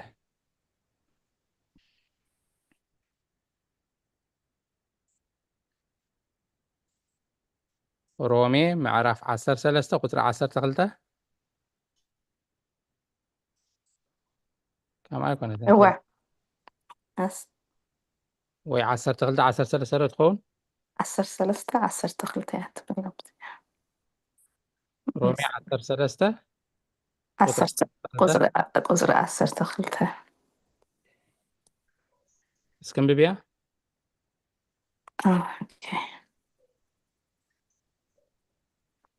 نسوى منيت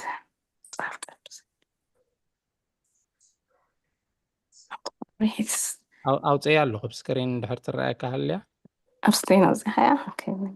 ሮሜ 13:12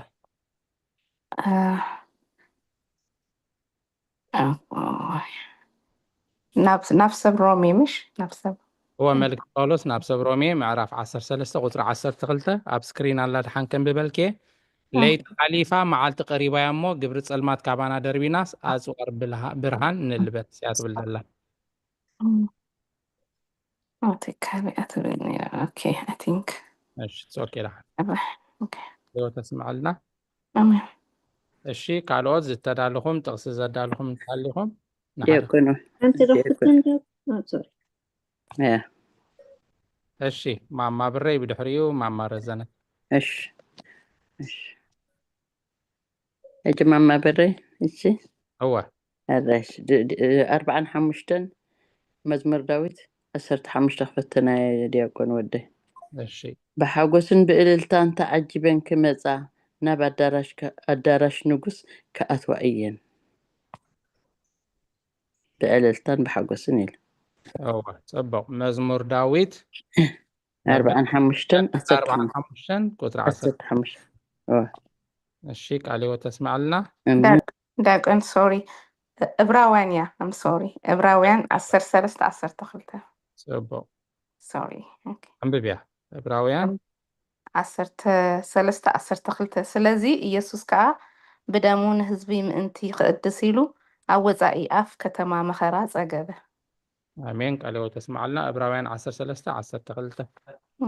شي sorry. ما مرزنت مزمور داوود 34 34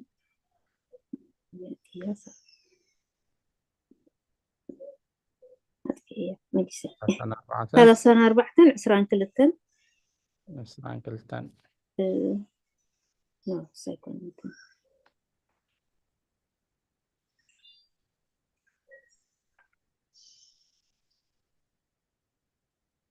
اوكي 34 22 እግዚአብሔር ንነፍሲ ባሮቱ ይብጀውን ካብቶም ኣብኡ ዝዕቆቡ ሓደ እኳ ኣይኩነንን ከይተገናንሳ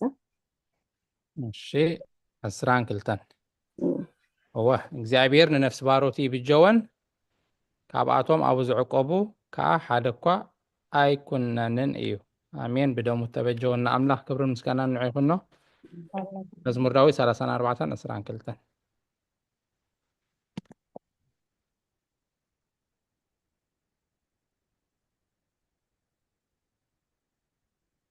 እሺ ጊዜ የለና عدل كيبينا حدا قلته يداوي قبل الله فرهات تديكون حوي ما يوت سوري راخوان زني no it's okay I just أذكرك هاي thank you نعطيك أني رومي معرف حمشتي قزر شمونتي الشيء رومي جناحي نحنا جناحات عن كلنا كريستوس أبكندانا ميتو يومو أملاخ إتفقرو نعنا بزي يرئنا له آمين رومي حمشت شمونته قالي وتسمع لنا الشيء قالوت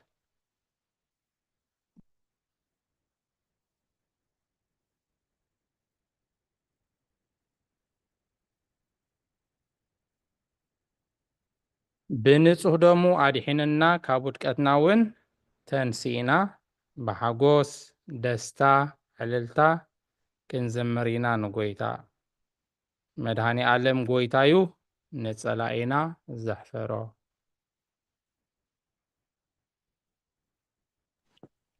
هو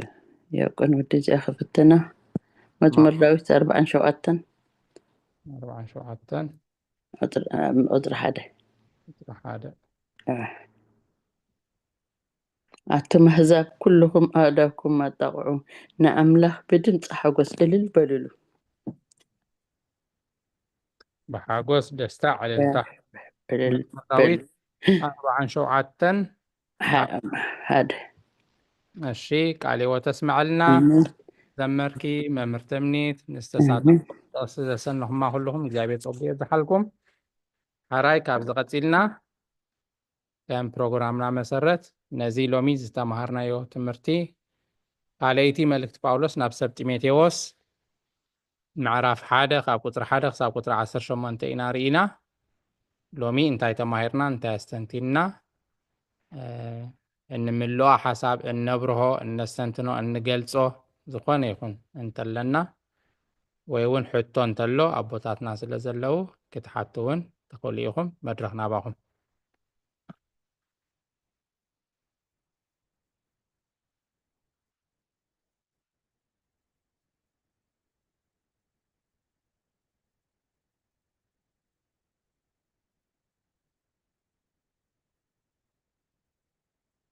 ኣብ ስክሪን ኣለና ዳንበብና እውን ተነስተንትን ክንሓትት ንኽእል ኢና።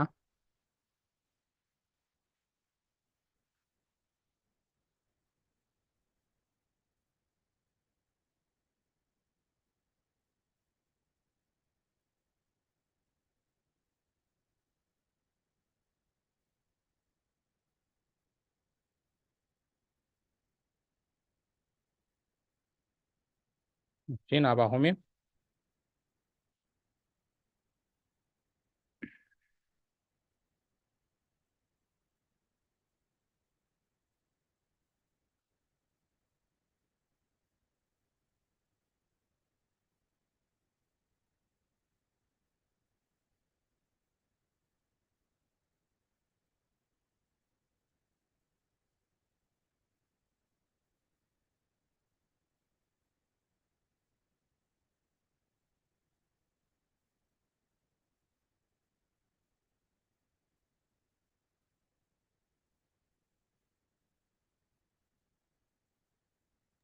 يكون حاول تفتني يسقى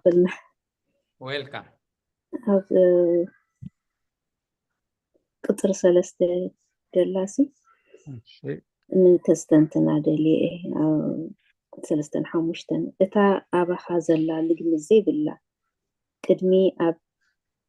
لوئس عبايكا أب اونيك اي أديخان زحادرت امنت إنا ذكركم أبا خادم خنزلا تردي اللهو نبعات كازي كيري بتحقوس نانت خملاسي كريئت كا إنا نفوقو بتصولوتي ليتن معلتن كيف كوركو إنا ذكركوها نتي خاب أبوثاتي جميرة بنسهنا حلي يوزلوكو حلي بنسهنا حلنا زدلقلو زلوكو أملاخي أمسكنو اللوكو آمين. تاستنتينس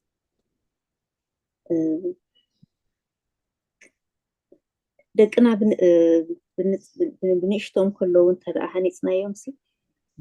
أبقوم كنت أمامن كم دلنا أبسدتنا كابزوح نجا قلنا إيو بزوح بديلنا لهم كم دلنا نفلتينا جن نقول عبنشتو كلو انت كابدي خان كاب عباي كان زورس كاي خبلو كلو سي سقع خندي أدين عباين بمنتان تزنبرن بقعت للتأمامن نعوها كم أثن كاب أثن زورس علو وإيلو سلتأمامن اللي كم أزوبلا زلو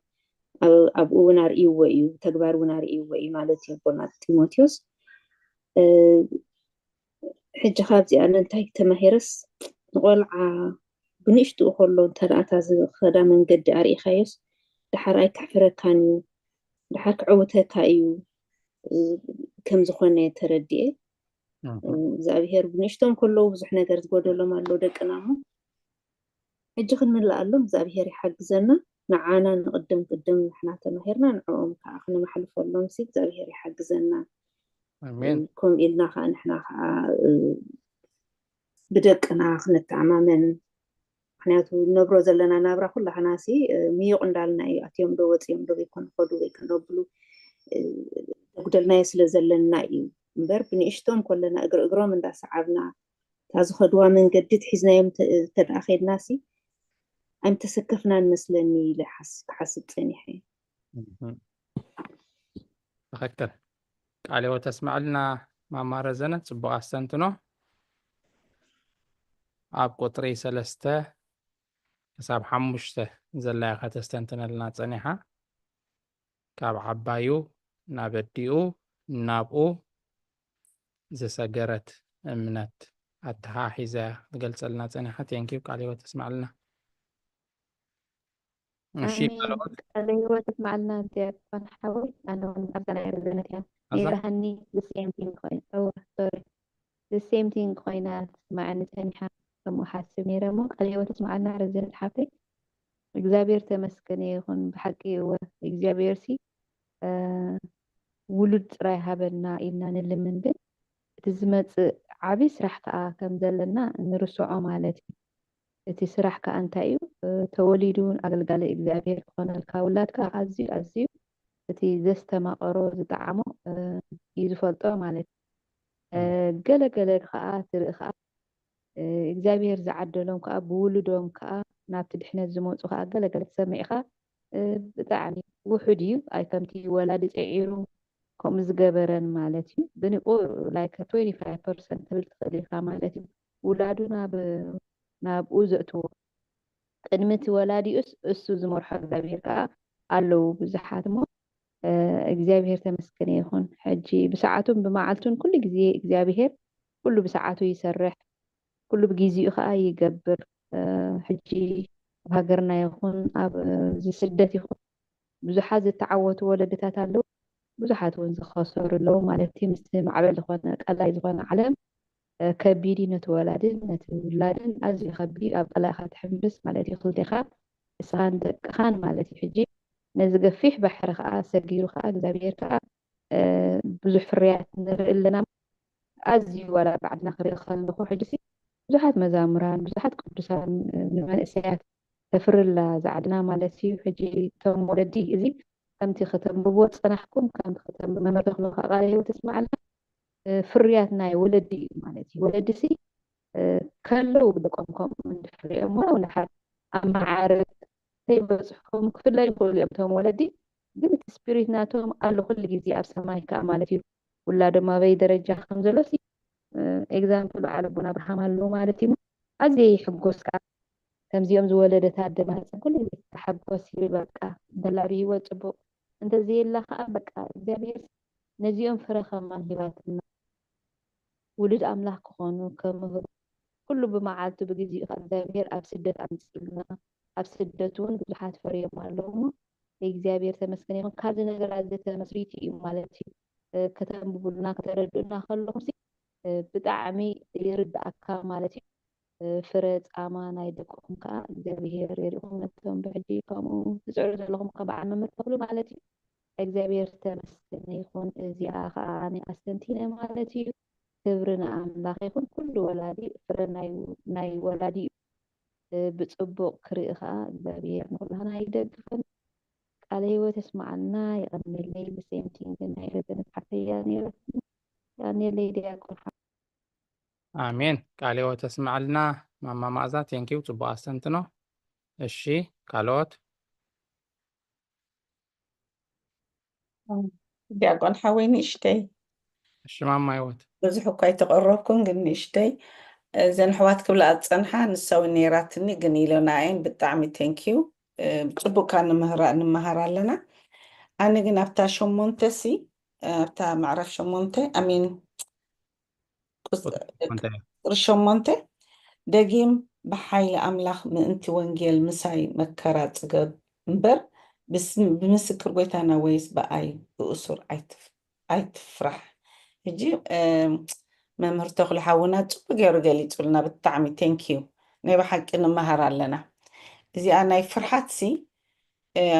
ኣብ ዝናህና ዘበን እዚ ሕጂ ክሪኦ ከለኹ ኣብ ዘለናዮ እቶም ናትካ ዕሩኽ ትኻዊን እንድሕር ከምዚ ኢልካ ናብ ቤተክርስትያን ክትከይድ ተርዮሙኻ ወይ ከተብል ምስኦም ኦፍኮርስ እቲ ቅድም ኣይተረዳእናን ዘይኮነስ ዕድል ኣይረኸብናን ሓቂ ዘረባ ሓሽ ኣብ ፖለቲካ ስለ ዝነበርና ሕጂ ናብ ከምኡታት ናብ ከምዚ ናይ ቤተክርስትያን ናብ ኣምላኽ ክትቀርብ ከለኻ ከምዚ ፋራ ዘይትፈልጥ ክድህሉኻ ይፍትኑ ማለት እየ ብዙሕ ግዜ ከምዚ ሽምረራ እንዳገሮ እምበር ኣደኢታይ ኮንኪ እምበር ከምዚ ኮንኪ ኢና ንብሉ which is wrong ናይ ብሓቂ ተመስገነ ኾነ ኣምላኽ እንኳዕ እዚ ከይፈለጥና ሓደ ኣይሞትና እየ ዝብልና በዛናት ሕጂ እታ ምፍራሕ ፅቡቅ ገይሩ ገሊፁልና መምህር ሓውና ክንፈርሕ ከም ዘይብልና ተባዓት ክንከውን ከም ዘለና ነቲ ንኣምነሉ ሲ ጠጦ ክንብለሉ ከም ዘለና ትሰብ ድላ ይዛረብ ብዘይገድስ ብሕልፊ ብዝናህና ሶሳይቲ ከም ኣላ እሞ ፅቡቅ ገይሩ ገሊፁና ንስኻ ስተትና ፀኒሐ በታ ኣብኣ ከላ ከዓ ከምዛ ዝበላት ተኽሉ ናይ ኣቦና ኣነ ኣንጦኒዮስ ተባዕ ስለ ዝኾኑ ፍርሓታት እምነቶም ጠጠው ስለ ዝበሉ ነቲ መንግስቲ መፅኦም ኣዛሪቦም እዚ እንታይ እዩ ዘርኢ በታ እምነቶም ጠጠው ስለ ዝበሉ እዮም እና ንሕና እዛ ፍርሓት ብጣዕሚ ክሳብ ክገብራ ፀኒሐ ኣምላኽ ይሓግዘና ከምቲ እንመሃሮ ዘለና ኣብ ግብሪ ከነውዕሎ እሞ ክንፈርሕ ከም ዘይብልና ኢለ ከስተንትና ፀኒሐ ቴንኪዩ مولو إليك عند هالقول علي وتسمع لنا ثانك يو ماما هيوت بمسكر كويتانا ويس بأي بأزور أي تحفر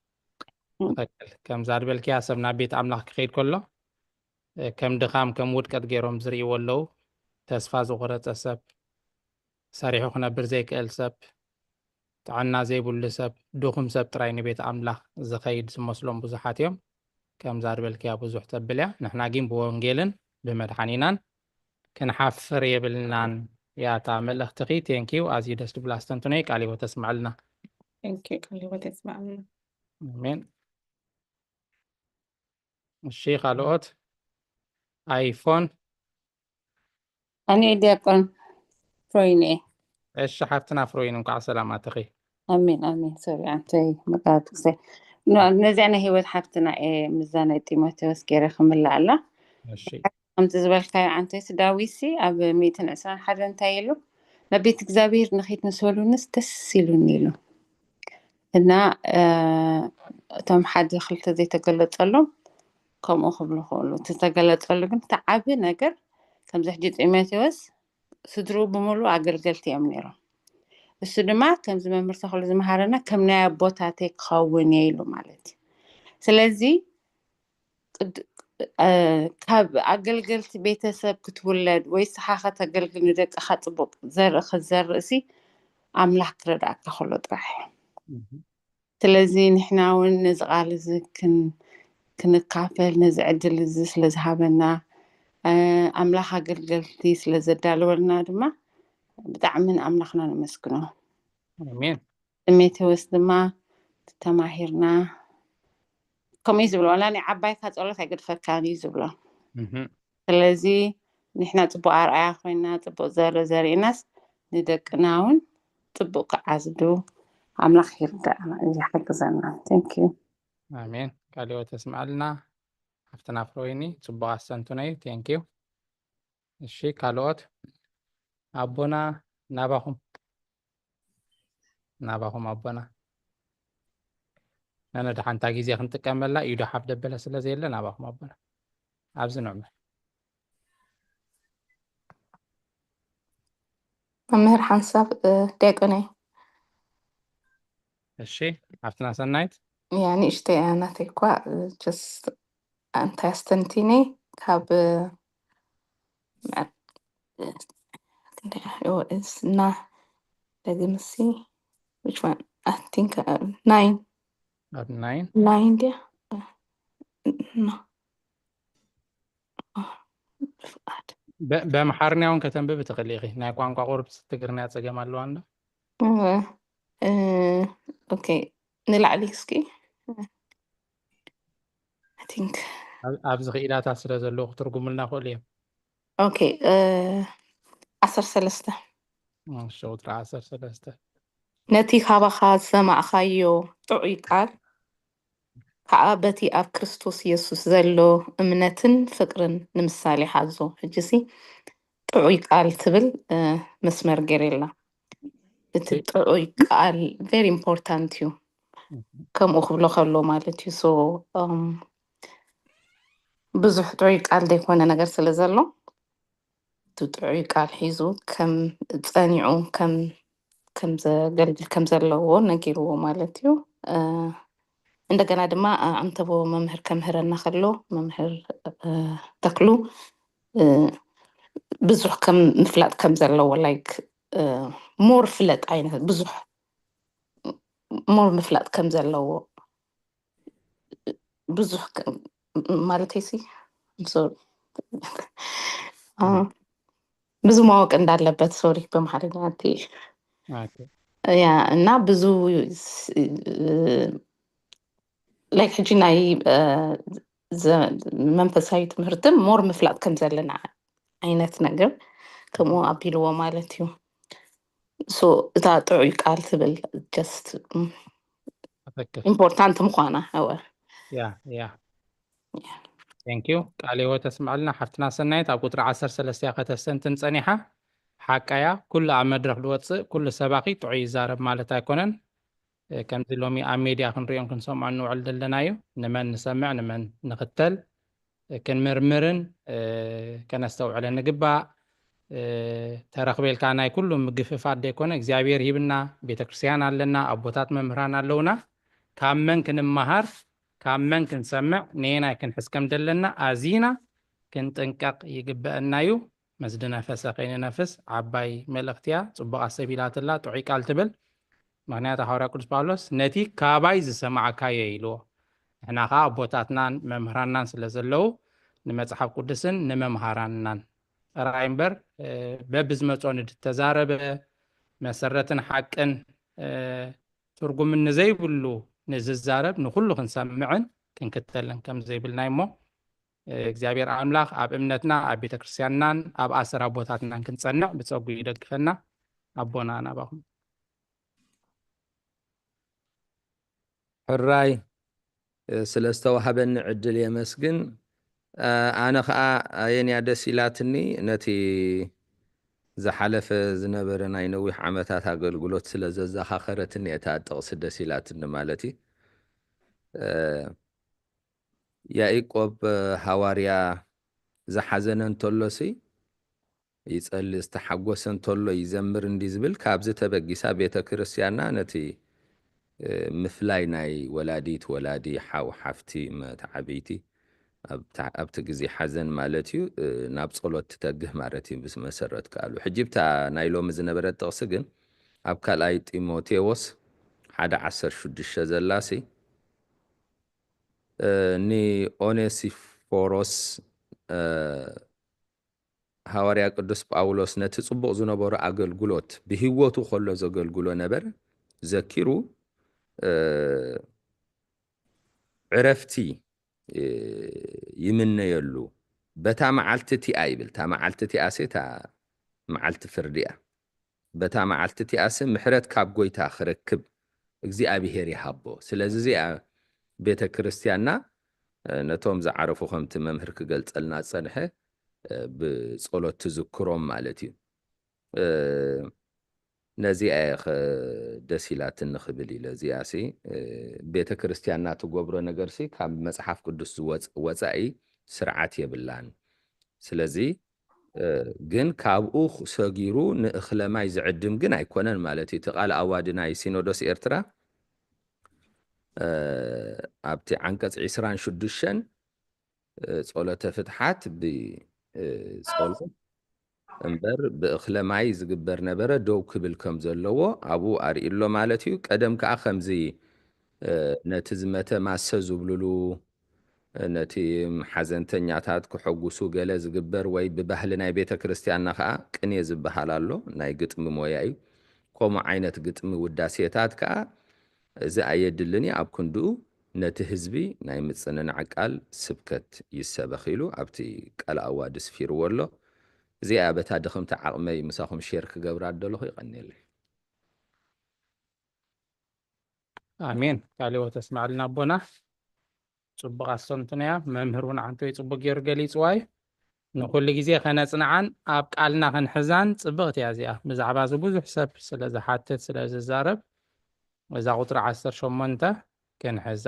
በታ መዓልቲ እቲኣ ምሕረት ካብ ጎይታ ክረክብ እግዚኣብሔር ይሃቦ እያ ትብል ቴንኪው ቃል ህይወት ተስማዕልና እሺ ካልኦት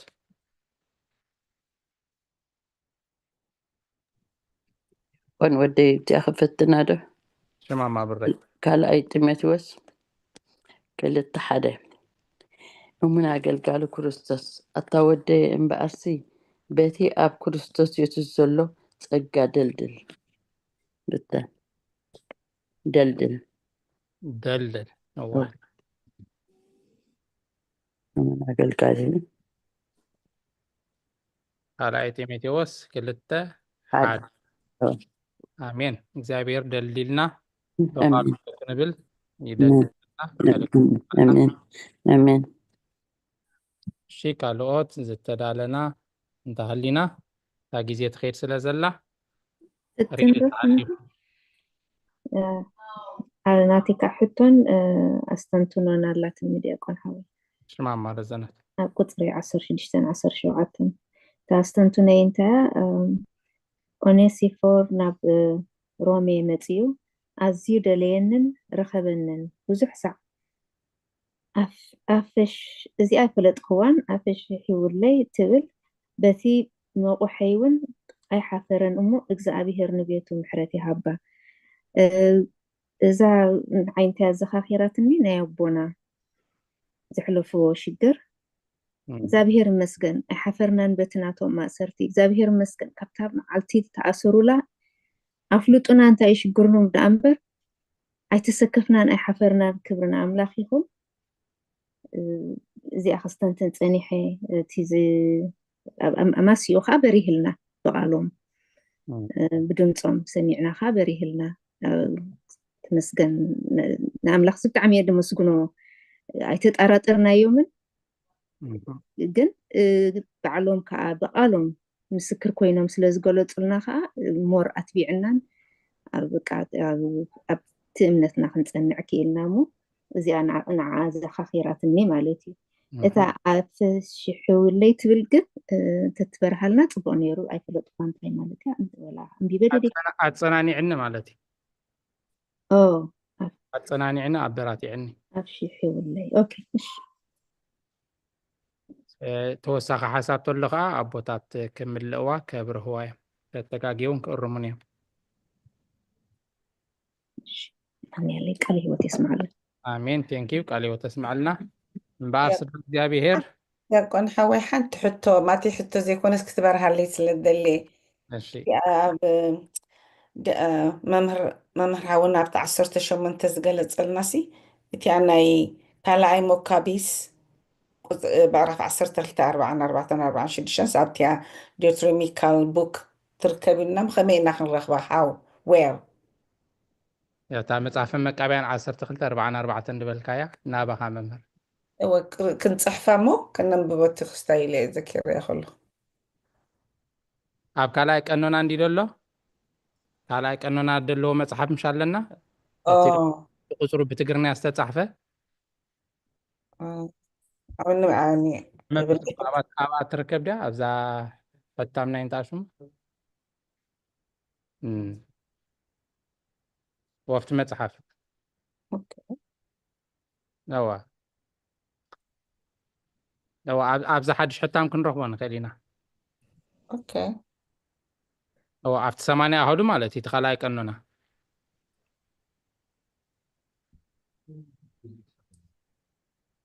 حطيته ترادينا ماما هوت يصحفوا لخو من كستاي دحرا كده خروخ بيتي بوك عيب اللين I don't know where so دحن ممهر دحرا كروخ بي بدبين نخستا قبر أرد عنه بلي إيش هاري ناتي حتوها كتاخلاي قانونات بالمصحف سألهنا بتكريستيان أبي بين مقدم رخبة الشيء تاخلاي قانونات بالمصحف ኣብዚ ቤተ ክርስቲያንና ኣላድያ እያ ታሕቶ ኣቦና ብምልኣከ ሰላም ዳሓር ንፀሎት እውን ስለ ዝትስኡ መጠቓላሊ ክገብሩ እሺ የብልና ናብዚ ቤተ ክርስቲያን ዝሸየጡ ኣለዉ ኣብ ስቶር የለን በራብ ቅዳሴ እኳ ነንብበላ ኢና ትማል እኳ በኣ ኣንቢበ ባዕለይ ኣለን ኣብዚ ቤተ ክርስቲያን ኣብቲ መሸጥ ኣብቲ ቡክ ስቶር ግን የብልና من قد له مركبنا عابين رخبان خير دحنا حتاتش هو كلي وتسمع لنا آمين أراين بار سبراك زابير مسجيزينا كيدي غريتا نابوبوتات كحلفكم أبوتاتنا مدمدمتا مبري حفشاوي مجلسين ملسة اللون جيرم بتصولت جيرم كعطولنا مدرخنا بوبوتات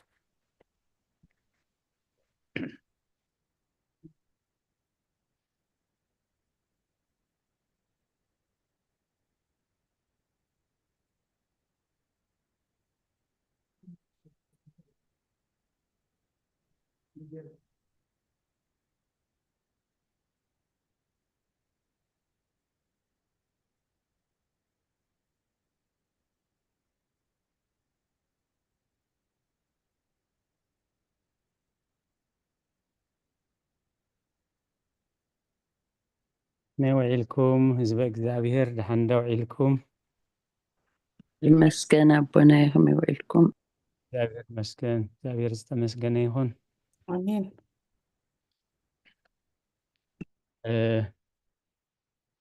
ብዙሓት ብሰፊሕ ኣስተንቲንኩም ኢኹም ስለ ቃላት እግዚአብሔር ዝተመስገነ ይሁን ኣነ ከዓ ኣብታ ቁፅሪ 3 5 ካብ 3 ክሳብ 5 ዘሎ ብዛዕባ እቲ ካብ ወለዲ እንታይ ኢና ንወርስ ንደቅና ኸ እንታይ ኢና ነውርሶም ዝብል ብዙሓት እውን ዘስተንተንኩሞ ኣብኣተን እየ ኣስተንቲነ ከማኻትኩም ማለት እዩ እንታይ እዩ ዝብሎ ሃዋርያ ቅዱስ ጳውሎስ ኣብዘን ጥቕስታት እዚኣተን ነቲ ካብ ኣቦታተይ ጀሚሩ ብንጹህ ሕሊና ዘገልግሎ ዘለኹ ኣምላኽ ኣመስግኖ ኣለኹ እቲ ዝነበሮ ኣብ ትሕቲ ገማልኤል ተማሂሩ ኣብቲ ግዜ እቲ ናይ ሕጊ ናይ ብሉይ ኪዳን ፕሮፌሰር እዩ ነይሩ እቲ ዝነበሮ ከዓኒ ብትኽክል ካብቲ ዝወረሶ ናይ እምነት ቶም ህዝቢ ኣምላኽ ዝበሃሉሉ ዝነበሩ ዋላ እኳ ኣንጻር ወንጌል ኣንጻር ክርስቶስ ኣንጻር ኣገልገልቲ ቤተ ክርስቲያን ተንስኡ እንተነበረ እቲ ዝነበሮ ሕሊና ግን ካብ ንጹህ ሕሊና ንጥቕሚ ንሽመት ብጽልኢ ዘይኮነስ እታ ካብ ኣቦታቱ ዝወረሳ እምነት ንኸይትጠፍእ ምዃኑ ክገልጽ ከሎ ናብ ወንጌል ተጸዊዕ ምስ መጸ ጥራይ ዘይኮነ ነቲ ካብ ኣቦታተይ ጀሚሩ ብንጹህ ሕሊና ዘገልግሎ ዘለኹ ኣምላኽ ኣመስግኖ ኣለኹ ብዛዕባ ዓባዩ ብዛዕባ ኣዲኡ ክገልጸሉ ከሎ እዚ ምስ በለ ናቱ ከዓ የምጽእ ማለት እዩ ስለዚ ኣብነት ክኸውን ስለ ዘለዎ ሓውና መምህርቲ ማርያም እንታይ ለም የምሂሮምና ሰብ እቲ ዝፈልጦ ይምህር እቲ ዝነብሮ ከዓ ይፈሪ ጣዕሚ ዓባይ ቃልያ ማለት ሰብ ነቲ ዝፈልጦ ይምህር ግን ነቲ ንነብሮ ኢና ንፈሪ ማለት ስለዚ እንታይ ዝብሎ እታ ኣባኻ ዘላ ልግሚ ዘይብላ እምነት ቅድም ኣባኻ ድማ ከም ዘላ ተረዲእ ኣለኹ ሓልፋያ ዘለኹ ምስ ዘሎ ግዜ ኣብ ኣዴኻ ዓባይካ ኣባኻ ዘላ ልግሚ ዘይብላ እምነት ነዚ ካበይ ወሪስዎ ካብ ዓባዩን ካብ ኣዲኡን ኢሉ ሃዋርያ ቅዱስ ጳውሎስ ስለዚ ነበሮ ዘይኮነስ ዘለዎ እዩ ዝገልጸሉ ዘሎ ማለት እዩ ኣብኡ እንታይ ኣቐሚጥሎ ንብዓትካ ዘኪረ ብታሕጓስ ምእንቲ ክመልእ ኢሉ ምናልባት እንታይ ኢሉ ሃዋርያ ቅዱስ ጳውሎስ ወዳጀ መዓሙቕ ሃብቲ ኣምላኽ ጥበቡን ፍልጠቱን ክንደይ ዘይምርመሪታ ኮታ ፍርዱ ክንደይ በኣሰር ዘይርከብ መገዲ ኢሉ ስለዚ ንብዓትካ ዘኪረ ምሳኻ ነቢዐ ሓዘንካ ዘኪረ ምሳኻ ሓዚና ኣይኮነን ዝብሎ ዘሎ ማለት እዩ እጂ እንታይ እዩ ዝብሎ ንብዓትካ ዘኪረ ብታሕጓስ ምእንቲ ክመልእ ከምዚ ተጋራጫዊ ነገር እዩ ማለት ሰብ እንዳነብዐ ከሎ ምስኡ ትነብዕ እምበር እንዳነብዐ ከሎ ብንብዓቱ ትሕጎስ ቲኻ ግን ሓደ ዘራኸቦ ምስጢር ኣሎ ኣብ ግብረ ሐዋርያት ምዕራፍ 10:31 ብዛዕባ ንብዓቱ ሃዋርያ ቅዱስ ጳውሎስ ክብሎም ከሎ ብዘገርም ነገር ነቲ ትርጉም ኣገልግሎት ትርጉም ሃዋርያነት ጳውሎስ በለ ሉቃስ በለ ኢሉ ጥራይ ዝኸይድ ዘይኮነሲ ብዘደንቕ ነገር ክገልጸሎም ከሎ ኢና ንርኢ ማለት እዩ ወፅሪ ግብረ ሐዋርያት ምዕራፍ 10:21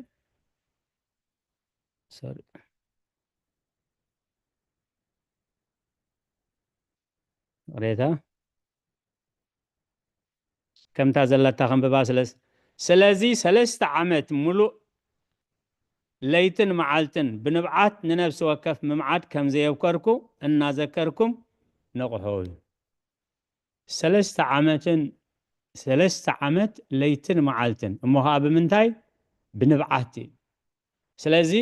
كم تحاونا ممرت مريم زنقرونا ኤጲስቆጶስ ጢሞቴዎስ ነዙር ርሻዚ ወሪስዎ ማለት ምክንያቱ ሐዋርያ ቅዱስ ጳውሎስ ዝኹሉ ዘንብዖ ዝነበረ እንታይ ዘንብዖ ነይሩ ካብቶም 3 ዓመት ለይትን መዓልትን ዝመሃሮምሲ ነቲ ጉባኤ ነፍሳት ዝበልዑ አው ተማሃሮ ነይሮም እዮም ማለት ኣነ ምስ ኣልገስኩ ነቲ መጓሰ ዘይንሕፉ እኩያት ተኻሉ ከም ዝኣቱ ፈልጥ ኣለኹ ነቶም ደቀ መዛሙርቲ ደድሕሪኦም ምእንቲ ክስሕቡ ቄናን ነገር ዝምህሩ ካባኻትኩም ክትንስዮም ስለዚ ኣብዚኣታ ንብዓት ማለት 3 ዓመት ሙሉእ ለይትን መዓልትን ብንብዓት ንነፍሲ ወከፍኩም መምዓት ከም ዘየብከርኩ እናዘከርኩም ንቑሑ ነዚ ስለ ዝዘከረ ነዚ ስለ ዝወረሶ እንታይ ዝብለ ዘሎ ትብዓትካ ዘኪረ ብታሕጓስ ምእንቲ ክመልእ እዩ ስለዚ ከመገልጋሊ ከመቦ ንደቅና መንፈሳውያን ይኹኑ ስጋውያን ደቅና ብዛዕባ ክዳኖም ብዛዕባ ዝበልዕዎ ብዛዕባ ሰትይዎ ብዛዕባ ጥዕኖኦም ብዙሕ ኢና ንሓስብ ጽቡቕ ካይ ከም ወለደ ሓላፍነትና እዩ ልዕሊኡ ግን ሓደ ነገር ኣሎ ማለት እዩ ብጸሎተይ ለይትን መዓልትን ከየብከርኩ እናዘከርኩ ኻዩ ብጸሎተይ ለይትን መዓልትን ብዛዕባ ሓዳርና ብዛዕባ ደቅና ብዛዕባ ወለድና ብዛዕባ ኩሉ ነገር ማለት ብጸሎተይ ለይትን መዓልትን ከየብከርኩ እናዘከርኩ ኻዩ ምክንያቱ ኣምላኽ ዘይርስዕ ዘካሪ እዩ ኣብ መዝሙር ዳዊት ከዓ እንታይ ዝብል 137 ቁጽሪ 5 ኢየሩሳሌም እንታይ ረሲዐክስ የማነይቲ ኢደይ ተረስዓኒ ስለዚ ኣብ መወዳእታ ናይቲ ኩሉ መጠንቀቕታ ናይቲ ኩሉ መልእኽቲ ክብሎ ከሎ ነቲ ብምንባር ኢደይ ኣባኻ ዘለዉ ህበት ኣምላኽ ከተሐድሶ እዘክረካ ኣለኹ ምክንያቱ ብብዙሓት ዝተጠለመሉ ጠቂስዎም ኣሎ ኣብ እስያ ዝነበሩ ደቀ መዛሙርቱ ከመይ ገይሮም ከም ዝኸድዕዎ ኣብ ፀበባ እዋን ብዙሕ ግዜ ዘመን ኣሸጋሪ ስለ ዝኾነ በዚ ይገልጽ ማለት እዩ ስለዚ እንታይ ዝብል ነተን ግበረን ዝበሎን ማለት እዩ በኣይን በጎይታን በኣይ ብእሱርን ናይ ተሕፈር መከራ ጽገቢሉ ነዚ የጠንቅቆ ብፍላይ ግን ኣብተን ቁጽሪ 3-4 ኣስተንቲና ቁርብ ግዜ ወሲደ ስለዝተፈቅደለይ ብልብ የመስግን ስለ ቃላቱ እግዚአብሔር ዝተመስገነ ይኹን ጉባኤናን ማሕበርናን ይባርክ እግዚአብሔር አለው ተስማዕልና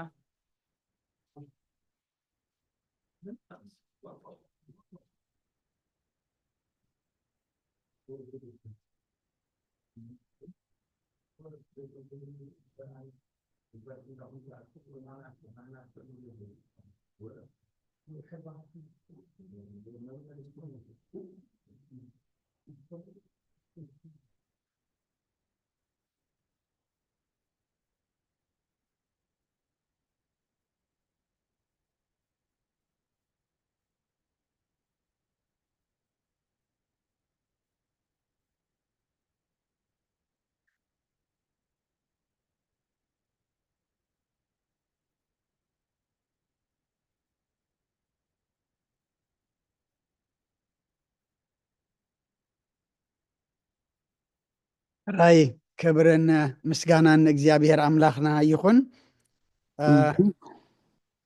ኩልኩም ኣብዚ ጉባኤ ዘለኹም ዘለኽን መዝሙር ዝዘመርኪ ዝማሬ መላእክት የስማዓልና ነታ ምዕራፍ ዘንበብክን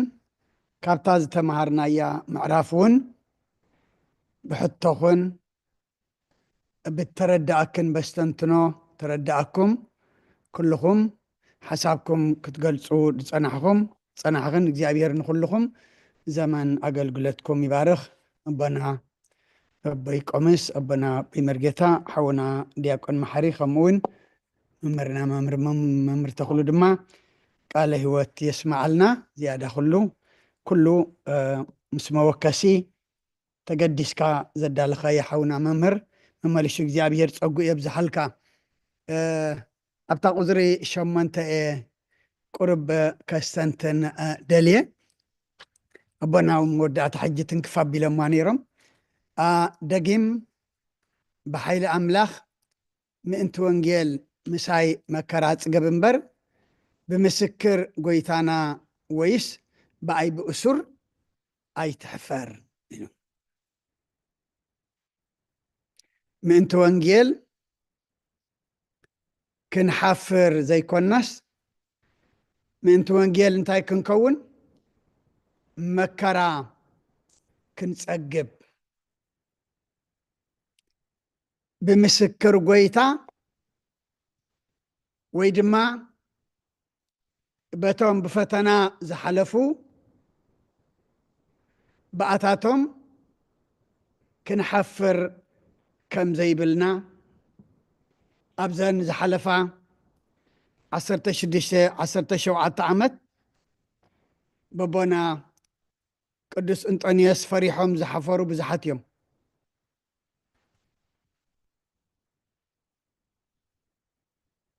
سمام كصواع قصام زخولو سمام كصواع خلوين أب قصام قال زنبب بزح حليفي إجن أبن أنطونيوس ناي زمنا باولوس إيوم لك كم باولوس أب زمانو نتناي منفس زفتو ودو مئنت وانجيل مساي مكرات قبنبر بمسكر قويتانا ويس بأي بأسر أي تحفر زبالو لك عبونا دما نزق على زيهم نعنا حدري قد يفملنا مغنياتو أبزي بوانجيل انت حفيرنا بتمثل وانجيل زو تأسرو مكرات زقبو انت حفيرنا مقصعة اللو فد اللو أما رقوس معرف شمنته قصر 30 شمنتن قويتا بعلون تايلو سلازي أبز زماون حاتئن ولدو بأين بقالين زحافره ود سبد ما بقر ما أبوه مس قدسان ملاقتو مسمسه بو انتاي كخوني كحافر ايو أبقر ما أملاك كم محفار أدحننا مغنياتو تحفر انتاي كون كأغا كلتين ويتفريحها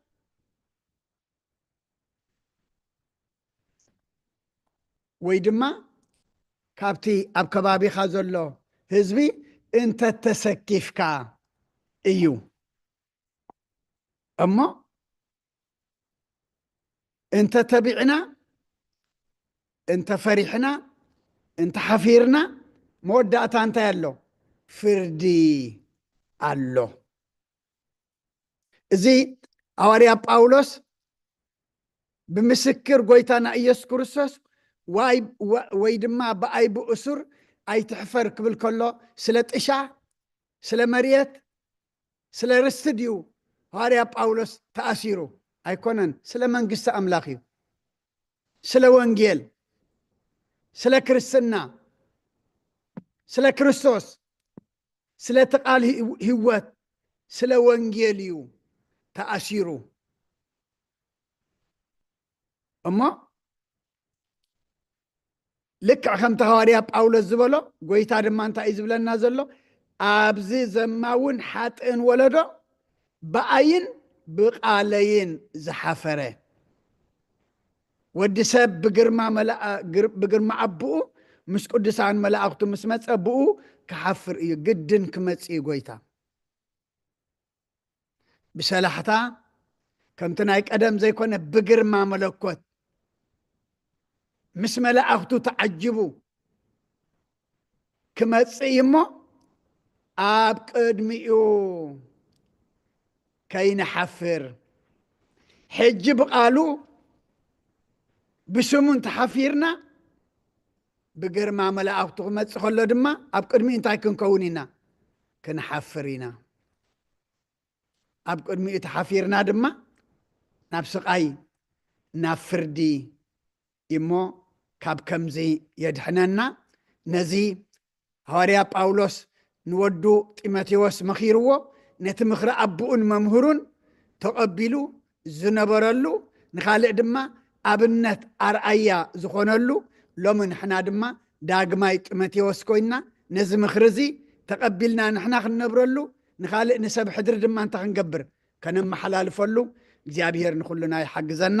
ስለ ኩሉ እግዚአብሔር አምላኽና ምስጋና ይብጽሐዮ እዛ መሰበቁ በእናይ ምንተ ሰላም ከብጽሐሞ አቦና አቦይ ቆምስ ድማ ብጸሎት ከዓጽውልና እዮም ኩልኩም እግዚአብሔር ዘመን አገልግሎትኩም ይባርኽ ምንተ ሰላም ዝጽሎ ጸሎት ከም በሐድሽ ኩሉን ዝሕጃብሔር አቦ ጎይታናን መድሓናን ኢየሱስ ክርስቶስ ምንት ሰላም እንዝሓንት ልዕሊ ኩሉ ዝኾነት ቅዱስ ቤተ ክርስቲያን ልምና ኣለና ኣብ ልዕሊ ህዝብን ምእመናንን ብዙሕ ሰላም ክህብ ኩሉ ሰላም ስልጣን ዘለዎ እግዚአብሔር ኣምላኽና እዩ ምንት ሰላም ጸልዩ ኣብ ሰማያት ትነብር ኣቦና ስምካ ይቀደስ መንግስትኻ ትምጻእ ፍቃድካ እምታ ኣብ ሰማይ ከምኡ ድማ ምድሪ ይኹን ንዕለት መግብና ለማሃበና ንሕና ንዝበደሉና በደሎም ከም ዝሓደግናሎም በደልናን ኣወሳና እንደገልና ካብ ክፉ ኣድሕነና እምበር ኣብ ፈተና ይተእትወና መንግስትን ኃይልን ክብርን ንዘለዓለም ናትካ ኢማ ኣሜን ኦ እግዝእትየ ማርያም ብናይ ቅዱስ ገብርኤል መልአክ ሰላምታ ሰላም ለክለኹ ብሕልና ኸድንግል ኢኺ ብስጋኹ ድንግል ኢኺ ኣደ እግዚኣብሔር ፀባኦት ጎይታ ሰራዊት ሰላም ለክለኹ ንስኺ ካብ ኣንስቲ ብርክቲ ኢኺ ፍረ ከርስኹም ብርኽ እዩ ኦ ምልእተ ፀጋ እግዚኣብሔር ምሳኺ እዩ ኦ ፍስቲ ደስ በልኪ ሓጢኣትና ክሰርየልና ነፍቲ ወድኺ ኢየሱስ ክርስቶስ ምእንታና ምሕረት ለምንልና ኣሜን ኦ ንኩሉ እግዚኣብሔር ልምነካን ማልደካን ኣሎና ونقول سلام سلام هبنا كل يبقى أن أخم أو جابير أطرينا سجى خو نفسلنا جكان نفلت بعد أملاخ بلنا كل اسم كان سمن نتوعنا لنا أب سمايات ذل خان سخا سلام كعبل النفس كلنا حدر أبز عالم من زنبارنا بسلام حلو نقول لما راح تنسى سلطان بقدس اسم كا سلام حبهم أب زريانا نزول مكو أنت إذا كأم خراب أم إتاونا نموسانا نزولو قراوتنا بكل سلام حلوهم بهدؤن بقنع عن هوات كنبرن بكل سنة يملكوا دما نعخان እግዚአብሔር ብምፍራሕ ብሕያውነት ክንርከብን ብክርስቶስ ምስኡንስ መንፈስ ቅዱስን ምስጋናን ጽንዓትን ብኡ ዘሎካ በምን ኩሉ ሰዓን ንዘለዓለም ዓለም ኣሜን ኣቦና ኣዴና ቅድስቲ ድንግል ማርያም ምእንታና ብትገብሮ ጸሎቱን ልማኖን ኣርባዕተ ዓበይቲ ብርሃናውያን ሚካኤልን ገብርኤልን ሩፋኤልን ሱርያልን ምንቲ ስጋ ዘይለበሱ 4 እንስሳን 24 ካህናት ሰማይን ምንቲ ጸሎት ቅዱስ እስጢፋኖስ ሊቀ ዲያቆናትን ምንቲ ጸሎት ቅዱስ ጊዮርጊስ ሊቀ ሰማዕታትን ምንቲ ጸሎት ኩሎም ቅዱሳን ኣቦታትና ገዳማውያን ባሕታውያን ስውራን ምንቲ መላእኽቲ ዛዕለት እዚኣን ክብል እግዚአብሔር ኣምላኽ ገጽ የብርሃልና ተመሃርና የብልብና ሕድረልና 30 60 ሚእትን ክንፈሪ እግዚአብሔር ብጸጉኡ ይባርኸና ንኹሎም ዘገልግሉና ብዝርአን ብዘይርአን